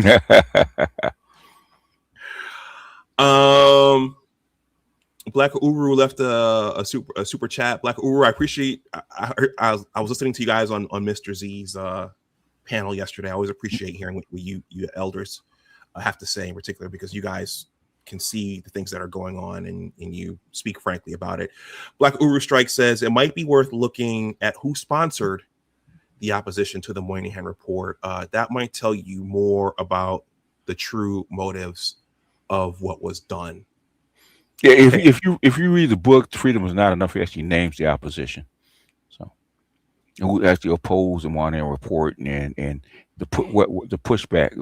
It was actually white female liberals and black females actually had to push back against the Moynihan Report.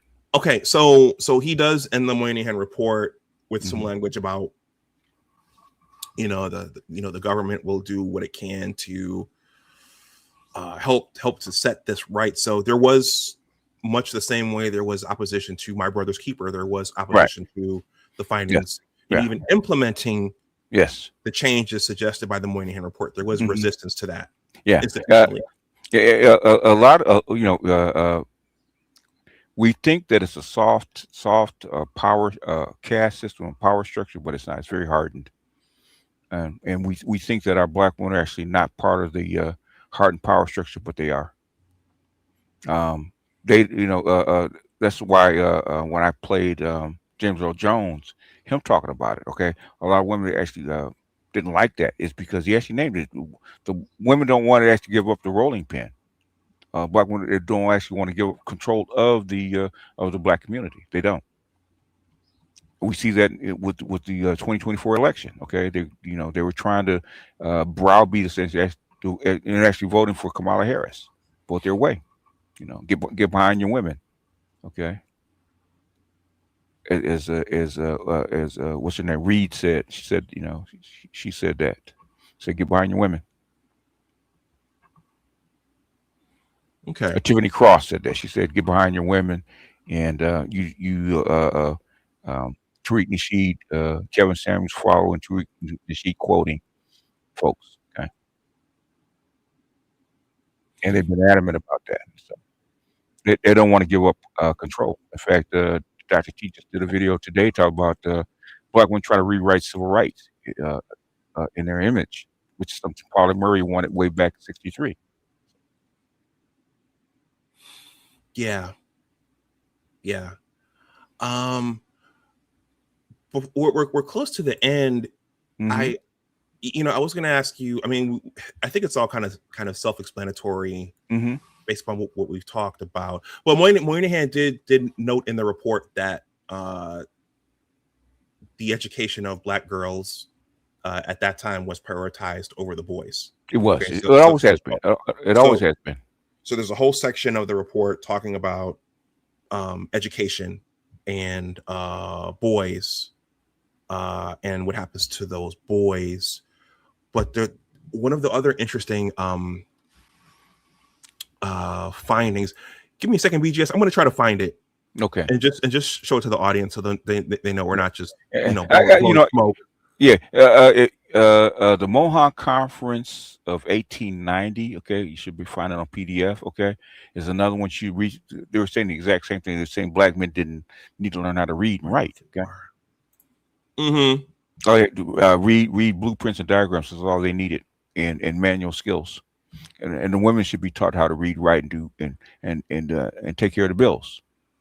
You saw that in Fences, where Troy didn't know how to read or write. Okay, and Rose took care of the bills and ran a house. He just came over and handed her the check, and she took care of all the administrative duties of the house, and that's the way it worked. It's very common. In fact, a lot of people were saying the same thing. Okay, that where the father didn't know how to read or write, but he had a whole business and had a whole earned money, all that kind of stuff. But the thing is, the wife took care of the bills and took care of the books and stuff like that. Yeah. So it was by design. Go ahead. Yeah. So everybody, one instance of the broader ramifications of this in BGS, you can you were there at that time. Black Uru was there at that time. Mm-hmm. They talk about in this report that the military, and I was thinking about Charles and his Gray Faulkner initiative. Mm-hmm. And I was thinking, did Charles get this from here? They talked about at that time that the military was a basically an escalator for men. For masculinity, for masculinity, for earning potential, mm-hmm. For and a way out, a way up and a way out. Mm-hmm. Now we know that I guess a lot of black men disproportionately died in Vietnam, so there was that concern. Mm-hmm. But it provided a way up and a way out. A lot of black houses were actually bought from the GI Bill. Yeah. Mm-hmm. So Moynihan cited this data as a part of his argument about what happens when you don't properly educate your boys, because to get into some of these services, you had to take tests. Yes. And looking at this data, a disproportionate number of Black men could not pass these tests. Yeah, it's true today too. So I mean, we're not talking about doing push-ups and stuff here, but because they didn't have the basic skills, academic skills, they could not get into the armed forces and take advantage of the benefits that would have been offered to them had they gotten in. Yeah. So I thought that made me think about Charles and his Gray Faulkner initiative. Right. But it's the lack of preparation of your boys to go on and do other things besides. Which reading is the basic component of it. Yeah. And this is probably the last thing I'll show. Actually, there are two data tables that I want to look at, and then we can close down. I thought this was interesting here, and this says it right here, this paragraph. In 1963, the Civil Rights Commission commented on the occupational aspect of military service for Negroes. Negro enlisted men enjoy relatively better opportunities in the armed forces than in the civilian economy. True. In every clerical, technical, and skilled field for which the data permit comparison. Okay. So this was a way up and a way out for them. Yeah, because Eisenhower actually had integrated the military, and he did that in the 40s. So by the time you get to the 60s, okay, it's already ahead of the curve in a broader society. Okay. Now, and this was just before Vietnam, so that was ramping up at that time. So I know, we know a lot of young Negroes, young bros from the neighborhood lost their lives there. Master Teacher, do you have anything you want to say about any of this yourself? We're talking about at the end. The thing is, it's so broad, and since I had to go back and look at my notes, my markups from the books, since I hadn't read it in a while. Okay, you start to see things such as why the sexual practices. They're saying it said the same thing about. I mentioned a story about a young man who was top 3 of in his high school class, beat out by 2 girls. Okay, you mentioned that. Okay, he wasn't beat out by boys; he actually beat out by 2 girls. And you see a whole list of things about the power of the church and stuff like that. And a lot of stuff that still exists today about why this caste system is so hardened, and why white people do what they do, and why Black women do what they do, is because for their status and their economic viability, they need you to actually be in that particular place. White people do, white men do, white women do, and Black women need you to be in that place also. So that's why it's very hard to actually move this hardened system. And a lot of people, he mentioned something about power, and so a lot of people in the ghetto use the power of acceptance, right? Accepting where they are and making the best of things. Okay, that's why they stay in the ghetto. I was listening to the Obama Center, right? They put the Obama Center in between in North Chicago, in between a affluent area and a Black poor area, and basically on both sides they were complaining about it, especially the Black women. You're raising our rents, you're changing our way of life.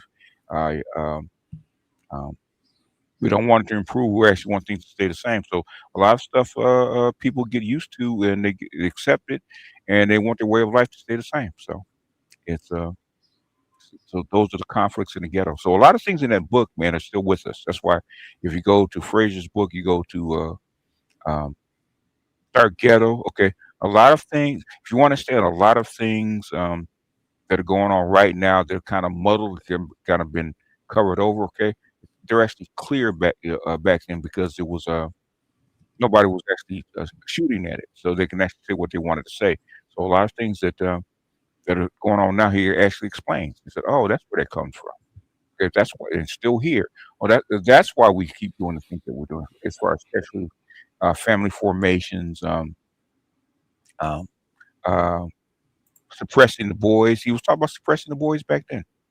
How the matriarchal family formation, single mothers actually suppress the boys. So a lot of things we talk about today, 60 years later, happened back then. Okay, and had been happening even before he wrote the book. So it answers a lot of questions. That's what was so mind-boggling about finishing this book and then reading through the Moynihan Report is that we've made very little progress and actually Made very little progress in the opposite wrong direction since then. The Math Professor has entered the chat. He left a $10 super chat. Thank you, Dr. Neal. He says salute to Dr. Dunbar, BGS, and brothers. Master Teacher, I want to show two tables since we're STEM guys, and then I want to read Franklin's quote one more time, and then what Moynihan wrote after that, because I think it's very, very telling. If you pull down the Moynihan Report, there are tables throughout the text, but there's a ton of tables in the back, right? And this is all very interesting to look at. So this is in the back in the appendix. I was trying to reconcile this in my mind with the data on blackdemographics.com, which said that black people were more married before the early 1970s. But then I just realized this is divorces and separations. Right. So the marriages might have been more. Yes, they were. But that doesn't mean, but those separations and divorces may have been happening as well. So remember in Fraser's, I don't know if you read Fraser's book, but not yet. It's called Walking Divorce, where you get divorced in spirit, but not on paper. Okay.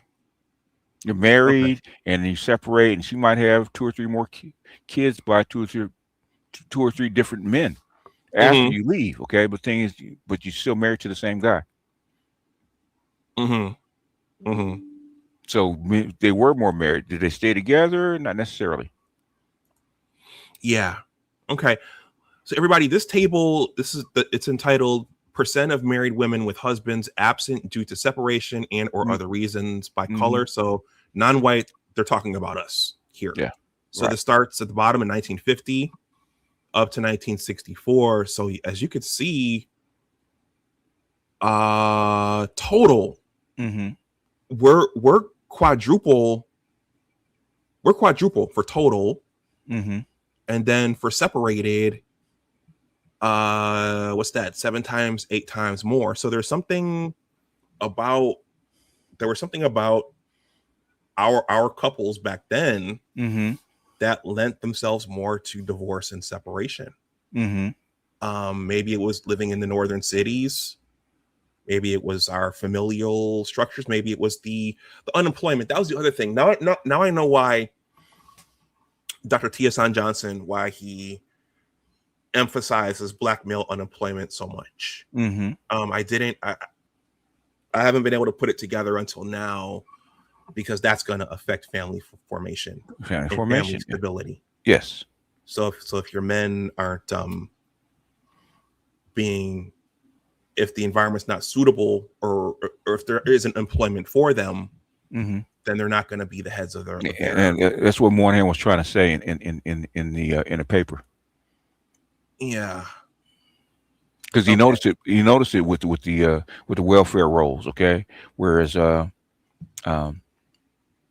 and men needed to be employed, or also suitable employment for women to actually accept them and as husbands. You know, and when you have these conversations, when you get into these conversations, I'm sure when you were in the conscious community, and even when you had your BGS for Women channel, you get into this. Right. Let me see if I can say it correctly. I've heard it so many times. The reason we have to take control is because you all weren't there to Yes. take control because you Right. all weren't there. We did it because we had to do it. Mm-hmm. Okay. We're gonna look at this next table and then that's it, guys. This is on. You can find this report on Google. So you can look this up yourselves. This one, I thought, all these stats are kind of jaw dropping, but this is back in the 1960s. So the estimated number of illegitimate live births and ratio of illegitimate births to all live births by color, 1940 to 1963. So let me see. Illegitimate births. Yeah, so let's start at the bottom.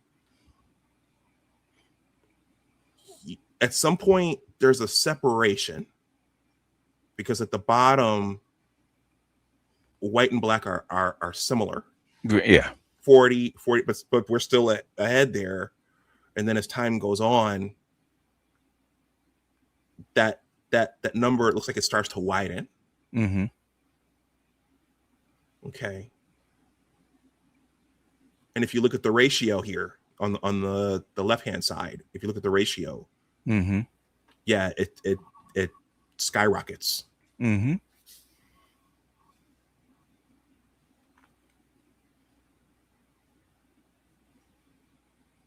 Okay.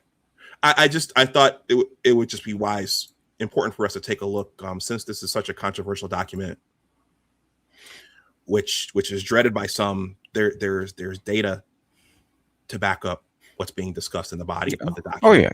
And that's how come he had to find out why this was happening, why such a disparity. He thought if you actually give black men jobs, this would go away, and it didn't. That's what confused him. Okay, it's real simple. Give black men more jobs, and welfare rolls will go down. Our wedlock births will go down too. It didn't. So there was more to it than that. Okay, everybody, we're gonna take a look at Fraser's concluding language, and then what Moynihan said after that, and then we'll wrap up. I think it's a nice bow on top of this. And as I discussed in the beginning, as the case was with Dr. Ronald Neal's book, we could just take a piece of Dark Ghetto or a piece of the Moynihan Report and just spend hours talking about just these individual pieces. So I think I did 10 shows on the Moynihan Report. Yeah. So it's worth taking a look through for yourself, so and BGS considers this esoteric knowledge. So, and this will, as I said, this will cause the Thanksgiving table to flip over. It will. Ask Kevin Samuels. It will cause the table to flip over. Yeah. Okay. So E. Franklin Fraser says this. Okay. The fundamental importance and urgency of restoring the Negro American family structure has been evident for some time. E. Franklin Fraser put it most succinctly in 1950. Okay. Quote, as the result of the family disorganization, a large proportion of Negro children and youth have not undergone the socialization which only the family can provide. Now, keep in mind, now it's not even agreed upon what a family is, or even if a man is necessary in a quote unquote family. So keep that in mind where we are now. The disorganized families have failed to provide for their emotional needs and have not provided the discipline and habits which are necessary for personality development. Because the disorganized family has failed in its function as a socializing agency, it has handicapped the children in their relations to the institutions in the community. Moreover, family disorganization has been partially responsible for a large amount of juvenile delinquency and adult crime among Negroes. Right. Since the widespread family disorganization among Negroes has resulted from the failure of the father to play the role in family life required by American society, the mitigation of this problem must await those changes in the Negro and American society, which will enable the Negro father to play the role required of him. Okay, I want to emphasize that last part. This problem must await those changes Right. in the Negro and American society, which will enable the Negro father to play the role required of him. Because the default is, well, you guys just aren't here. Or if you guys were just showing up, none of this would be happening. We had to take control because you guys weren't doing. Okay, so this is saying there are systemic elements going on that are preventing the Negro father from playing the role Right. that he's supposed to play. Okay, and then with the tangled pathology, once you start this, it just starts propagating. Now, That's propagating. Yeah. Let's look at this final paragraph from Moynihan. Okay, this is very sobering, guys. Nothing was done. Nothing was done in response to Frazier's argument. Matters were left to take care of themselves, and as matters will, grew worse, not better. The problem is now more serious, the obstacles greater. There is, however, a profound change for the better in one respect. Okay, this part has a question mark in my mind. The president has committed the nation to an all-out effort to eliminate poverty wherever it exists, right, among whites or Negroes, and a militant, organized, and responsible Negro movement exists to join in that effort. Okay, and then this final piece says, such a national effort could be stated thus: the policy of the United States is to bring the Negro American to full and equal sharing in the responsibilities and rewards of citizenship. To this end, the programs of the federal government bearing on this objective shall be designed to have the effect, directly or indirectly, of enhancing the stability and resources of the Negro American family. Okay. So, based upon what we talked about, that last promise has not been fulfilled. No, it hasn't. It was actually fought against. So, by the very liberals that actually claimed to want it. That's the problem. It's because they didn't want his prescription, so they didn't take it. They fought against it, even down to my brother's keeper. Right, same thing. They fought against it. They're comfortable with the status quo, I do believe. They say they're not, but they're very comfortable with the status quo. Okay. All right, everybody. That's our BGS said he's done 10 offerings on the Moynihan Report. So this is just a little snapshot here of it. Are those still up? Yeah, they're still up. Yeah, they're still up. Okay. I still get people coming at me about the morning about the Morning Report even today. So okay, Master Teacher, just briefly, Sal just shared this about the Kerner Commission. So I think this is a link to the Kerner Commission. To the Kerner Commission, the full report. Okay, so I have to pull this down and read through it. It's like 700 pages. Okay, so that would take a while. Do you want to say a few words? Give us the Cliff Notes version of the Kerner Commission. The Kerner Commission was to actually go out and investigate why all the King riots happened. They had like 30 some odd riots after Martin Luther King got assassinated. So 1968. 68. So they actually sent people out to actually find out why this was happening. And so they took Clark and Fraser and Moynihan's report. That's to say, is what they're saying accurate? And what it came back is saying that this was accurate and these are the remedies. So a lot of the remedies that Clark and Moynihan suggested actually came through the Kerner Commission, like your police commissions, your FHA loans for housing, your SBA loans for businesses, your busing, your integration, your enhancement of school lunch programs, all that stuff came through the Kerner Commission. In other words, I think in Clark's book, liberals and all the people say the same thing. How do you get rid of protesters and dissenters? Redress the grievances. So this was actually redress the grievances, listed uh, uh, s- uh, point by point. In fact, most of the stuff has already been implemented by the Kenneth Commission, like uh, uh, the what is it? Police reform boards, citizen councils, uh, um, school board activists, um, lunch programs. What is it? Training programs for Black people and especially men. A lot of stuff was actually implemented. In fact, your biggest educational boost came between 1968 and I would say 1980 for Black men until the feminists actually came in and took over. So this was actually the redress of grievances for all the riots and stuff like. Go ahead and give them what they want. Okay, what do they want? How can we actually implement programs for them to actually get what they want? And that's how come the civil rights movement kind of died off, is because you got to redress the grievances. It wasn't because people kind of went away or they lost steam. They got what they wanted.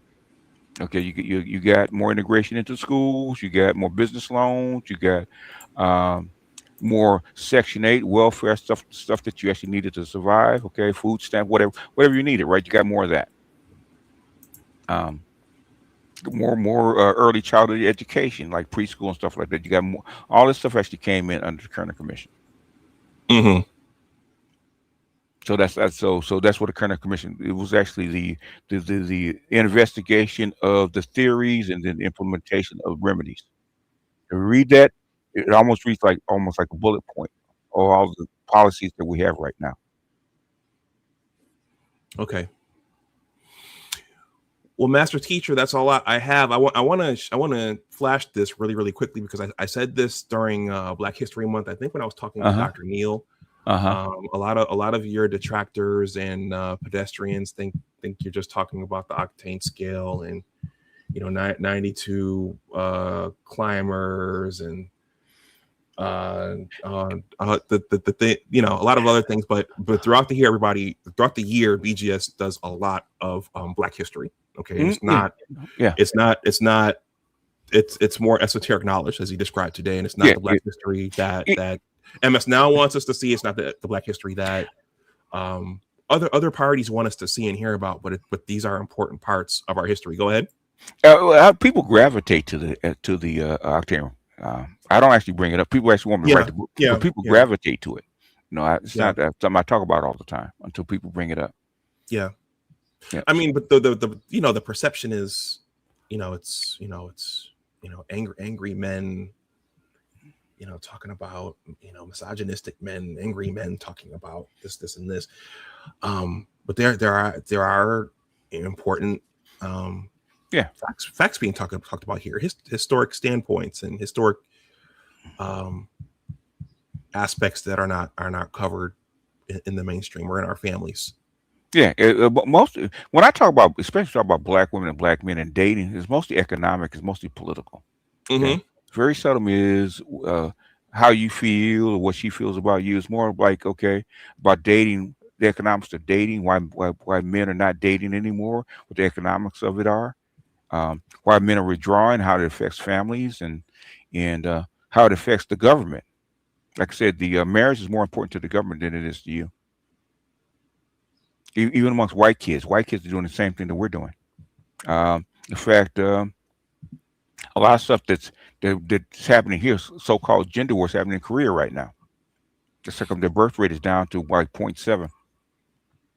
Okay, and that's related to 4B or a response to 4B or your feminist 4B and also the environment, which is 4B is new, but thing is their marriages and birth rates have been declining for the last 40 years.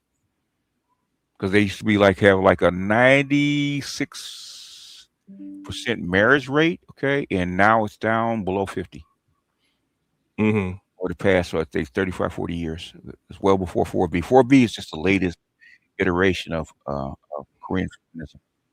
Of the meltdown. Which is Master Utopia. More esoteric knowledge. More esoteric knowledge, yes. All right. Master Teacher, I'm going to give you the Equalizer says BGS's discussions are not for the low information crowd. Oh, speaking of which, how did you come up with the term pedestrian? Well, I'm doing geopolitics, man. I'm running across people that are or elite level, knowledgeable about this kind of about certain kind of things. Okay, those are experts, and have civilians, which are people that are read about it but know something about it. Pedestrians that they have no knowledge of what actually what you're talking about. Okay, pedestrians are the masses. Okay, they come in, they think they know what they're talking about. Say like politics. Okay, you don't have a clue about what you're talking about. Okay. You're looking at CNN and Fox and trying to spout off that you're knowledgeable about politics, but things you don't read. Okay, you haven't read a thing. Okay, like when the 2024 election. Okay, it was widely it was all over the place about the fight between the Obamas and the Clintons as far as the election, and they wanted Biden to stay in, and then Kamala Harris to actually stay in as to continue the policies. Okay, and Obama wanted it, and Pelosi actually wanted a different outcome, and it was widely known. But thing is, people don't follow that. People don't know why Joe Biden actually lost. Okay, and why people are actually against the TPS program. Okay, for immigrants, because they don't follow it. So those are the pedestrians. They just follow what they hear on the mainstream media, and then civilians actually read a little bit more. They know a little bit more, but the experts are people at the top. That's why I separated them. So that's why I call them pedestrians. Okay, you don't know anything. I'm trying to show you the sources of where this stuff actually comes from, to actually go back and read. So it's like May. I've been trying to get May to actually read the Moynihan Report for 2 years. She won't read it, even though she has the master's. She won't read it. Yeah. Well, if you want to argue, you should at least read it, right? Yeah. You're educated. Well, a note to May, it's a fast read, so it won't take you half a year. She refuses to read it. If you sit down with a cup of coffee and read it. And a lot of the stuff is actually charts. So basically, you only have maybe 35, 40 pages of reading max. Yeah. A lot of it is actually charts. Well, Master Teacher, I was going to say, in terms of the pedestrians, we mentioned, the black church in here. I mean, you still have black churches saying that the reason Madam Vice President Harris didn't get elected is because she was a black woman. They just didn't want to see a black woman elected. So that's being parroted. Yes. In numerous places, by numerous sources that people trust. Yes. But if you put Michelle Obama in the place of Kamala Harris, you get a different outcome. It has nothing to do with the sex. It has everything to do with the person. Mm-hmm. And the length of time that she had to run, because her own campaign team said the same thing. Said we don't have time to actually introduce her and get her up to speed and get her where she needs to be in 6 months. It's impossible. They were saying that from the very beginning.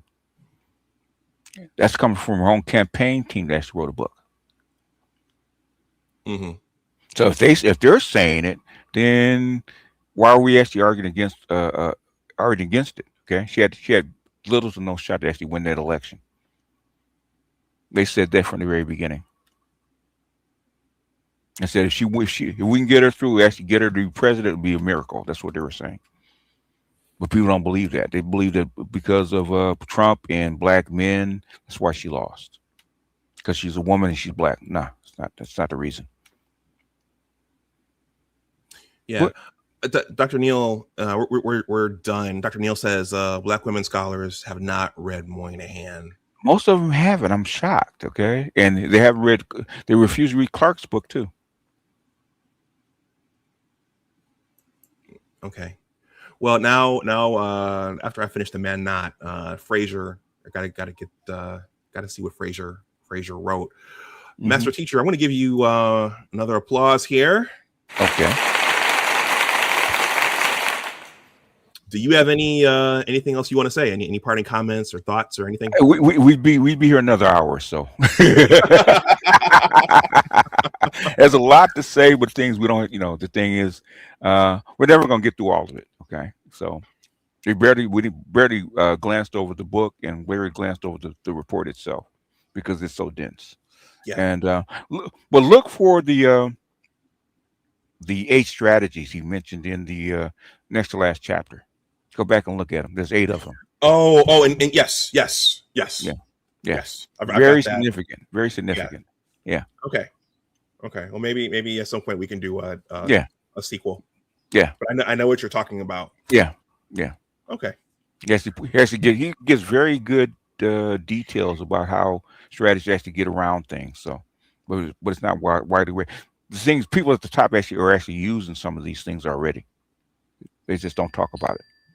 Like the redress of grievances that the current commission actually used came from Clark. Redress of grievances. Okay. The military, he suggested cadet in uniformed. What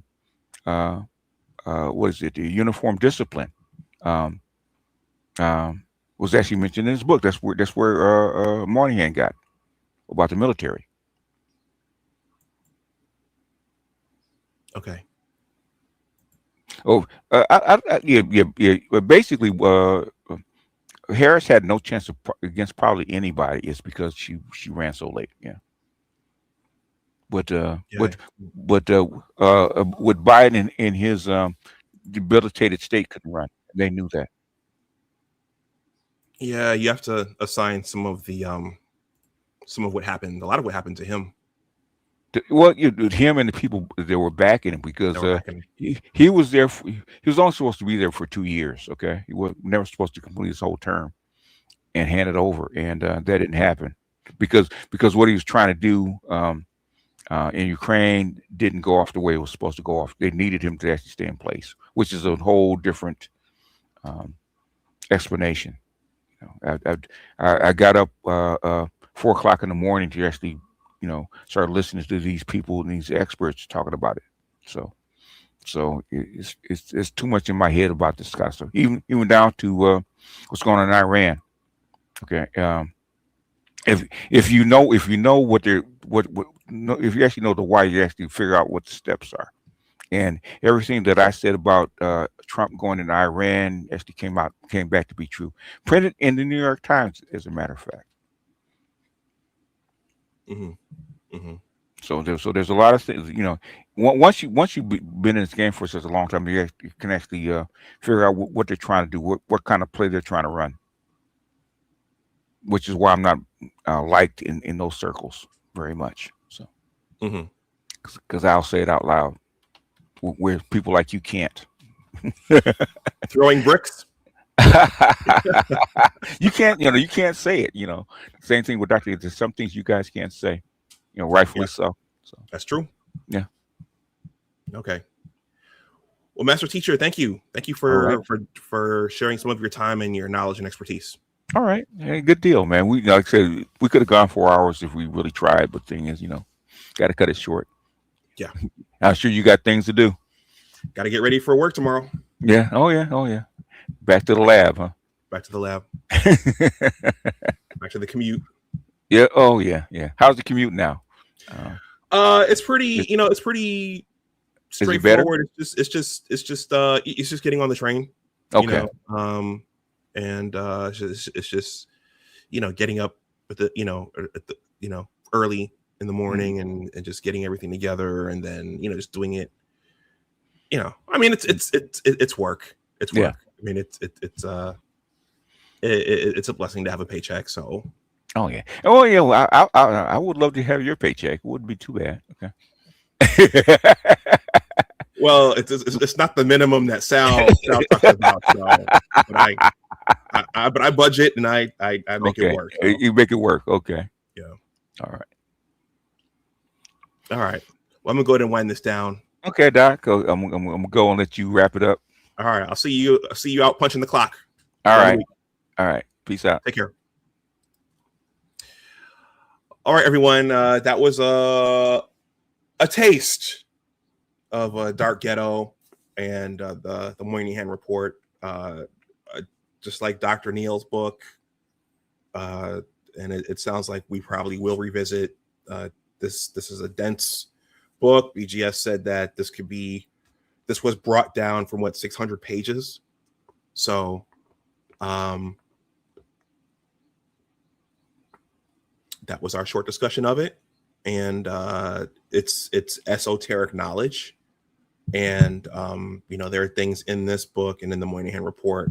I made the joke that will cause the Thanksgiving dinner table to be flipped over, because some of the things that are said and asserted, people will want to fight you over. People will want to stop talking to you over.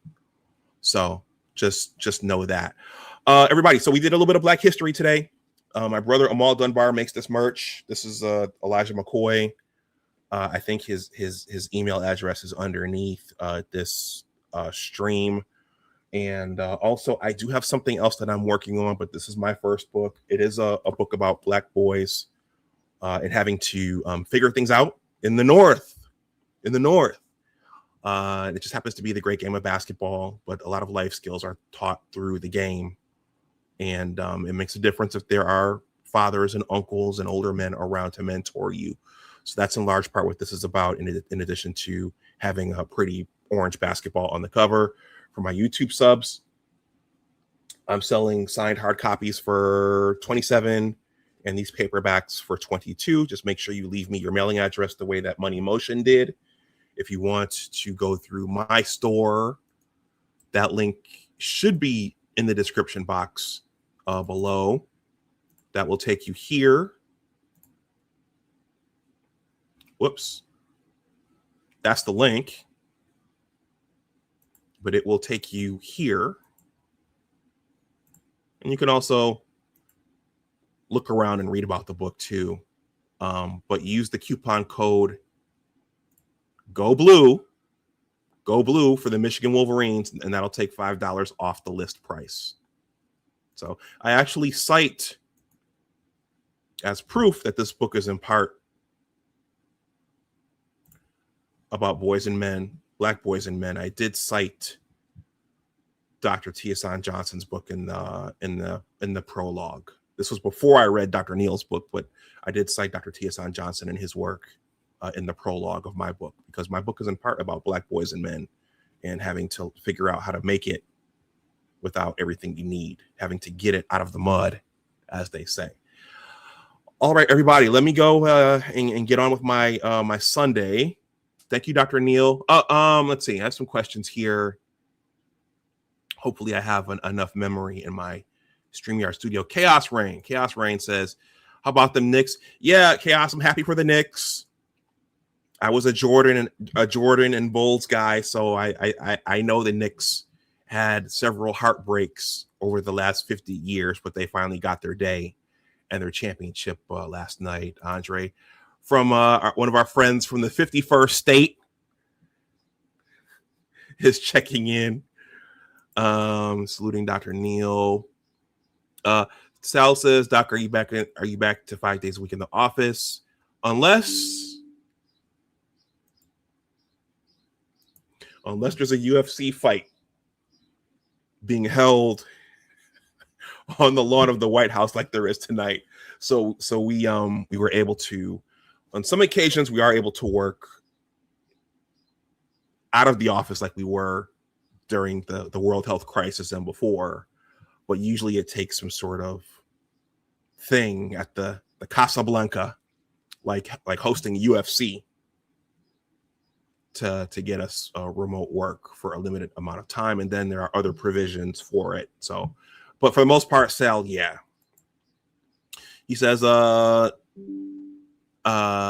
G-Day says, "Lucky Dr. Dunbar, no wife to nag you." There are some benefits to that. There are a lot of benefits to that, but they say the company, there's a lot of benefit to the company. I think it's the right company. The right company is a benefit, because just any company can kill you. Ask me how I know. Sal salutes Andre. That's the link to my online store. The equalizer says the link in the description section. Yep. And then, yeah, guys, I just really quickly, I did ride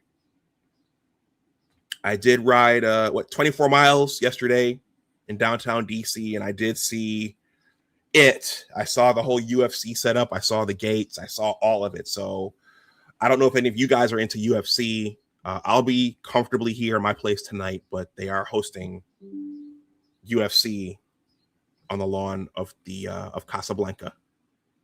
So history unfolding in front of our eyes. All right, everybody. Thank you to those who supported. Thank you for the super chats. Much appreciated, Dr. Neil. We'll all be in touch.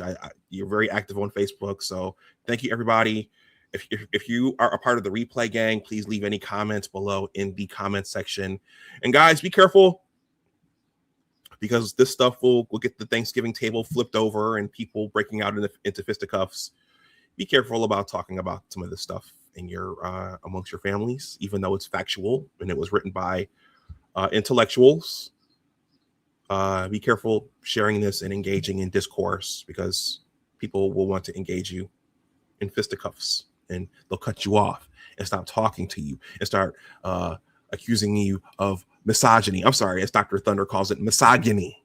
People will accuse you of that. So be careful engaging with the pedestrians. All right, everyone, enjoy the rest of your Sunday. I'll talk to you next time. As always, remember that your attitude determines your altitude. Always try to do your best. Take care, and I will talk to you the next time. Bye-bye.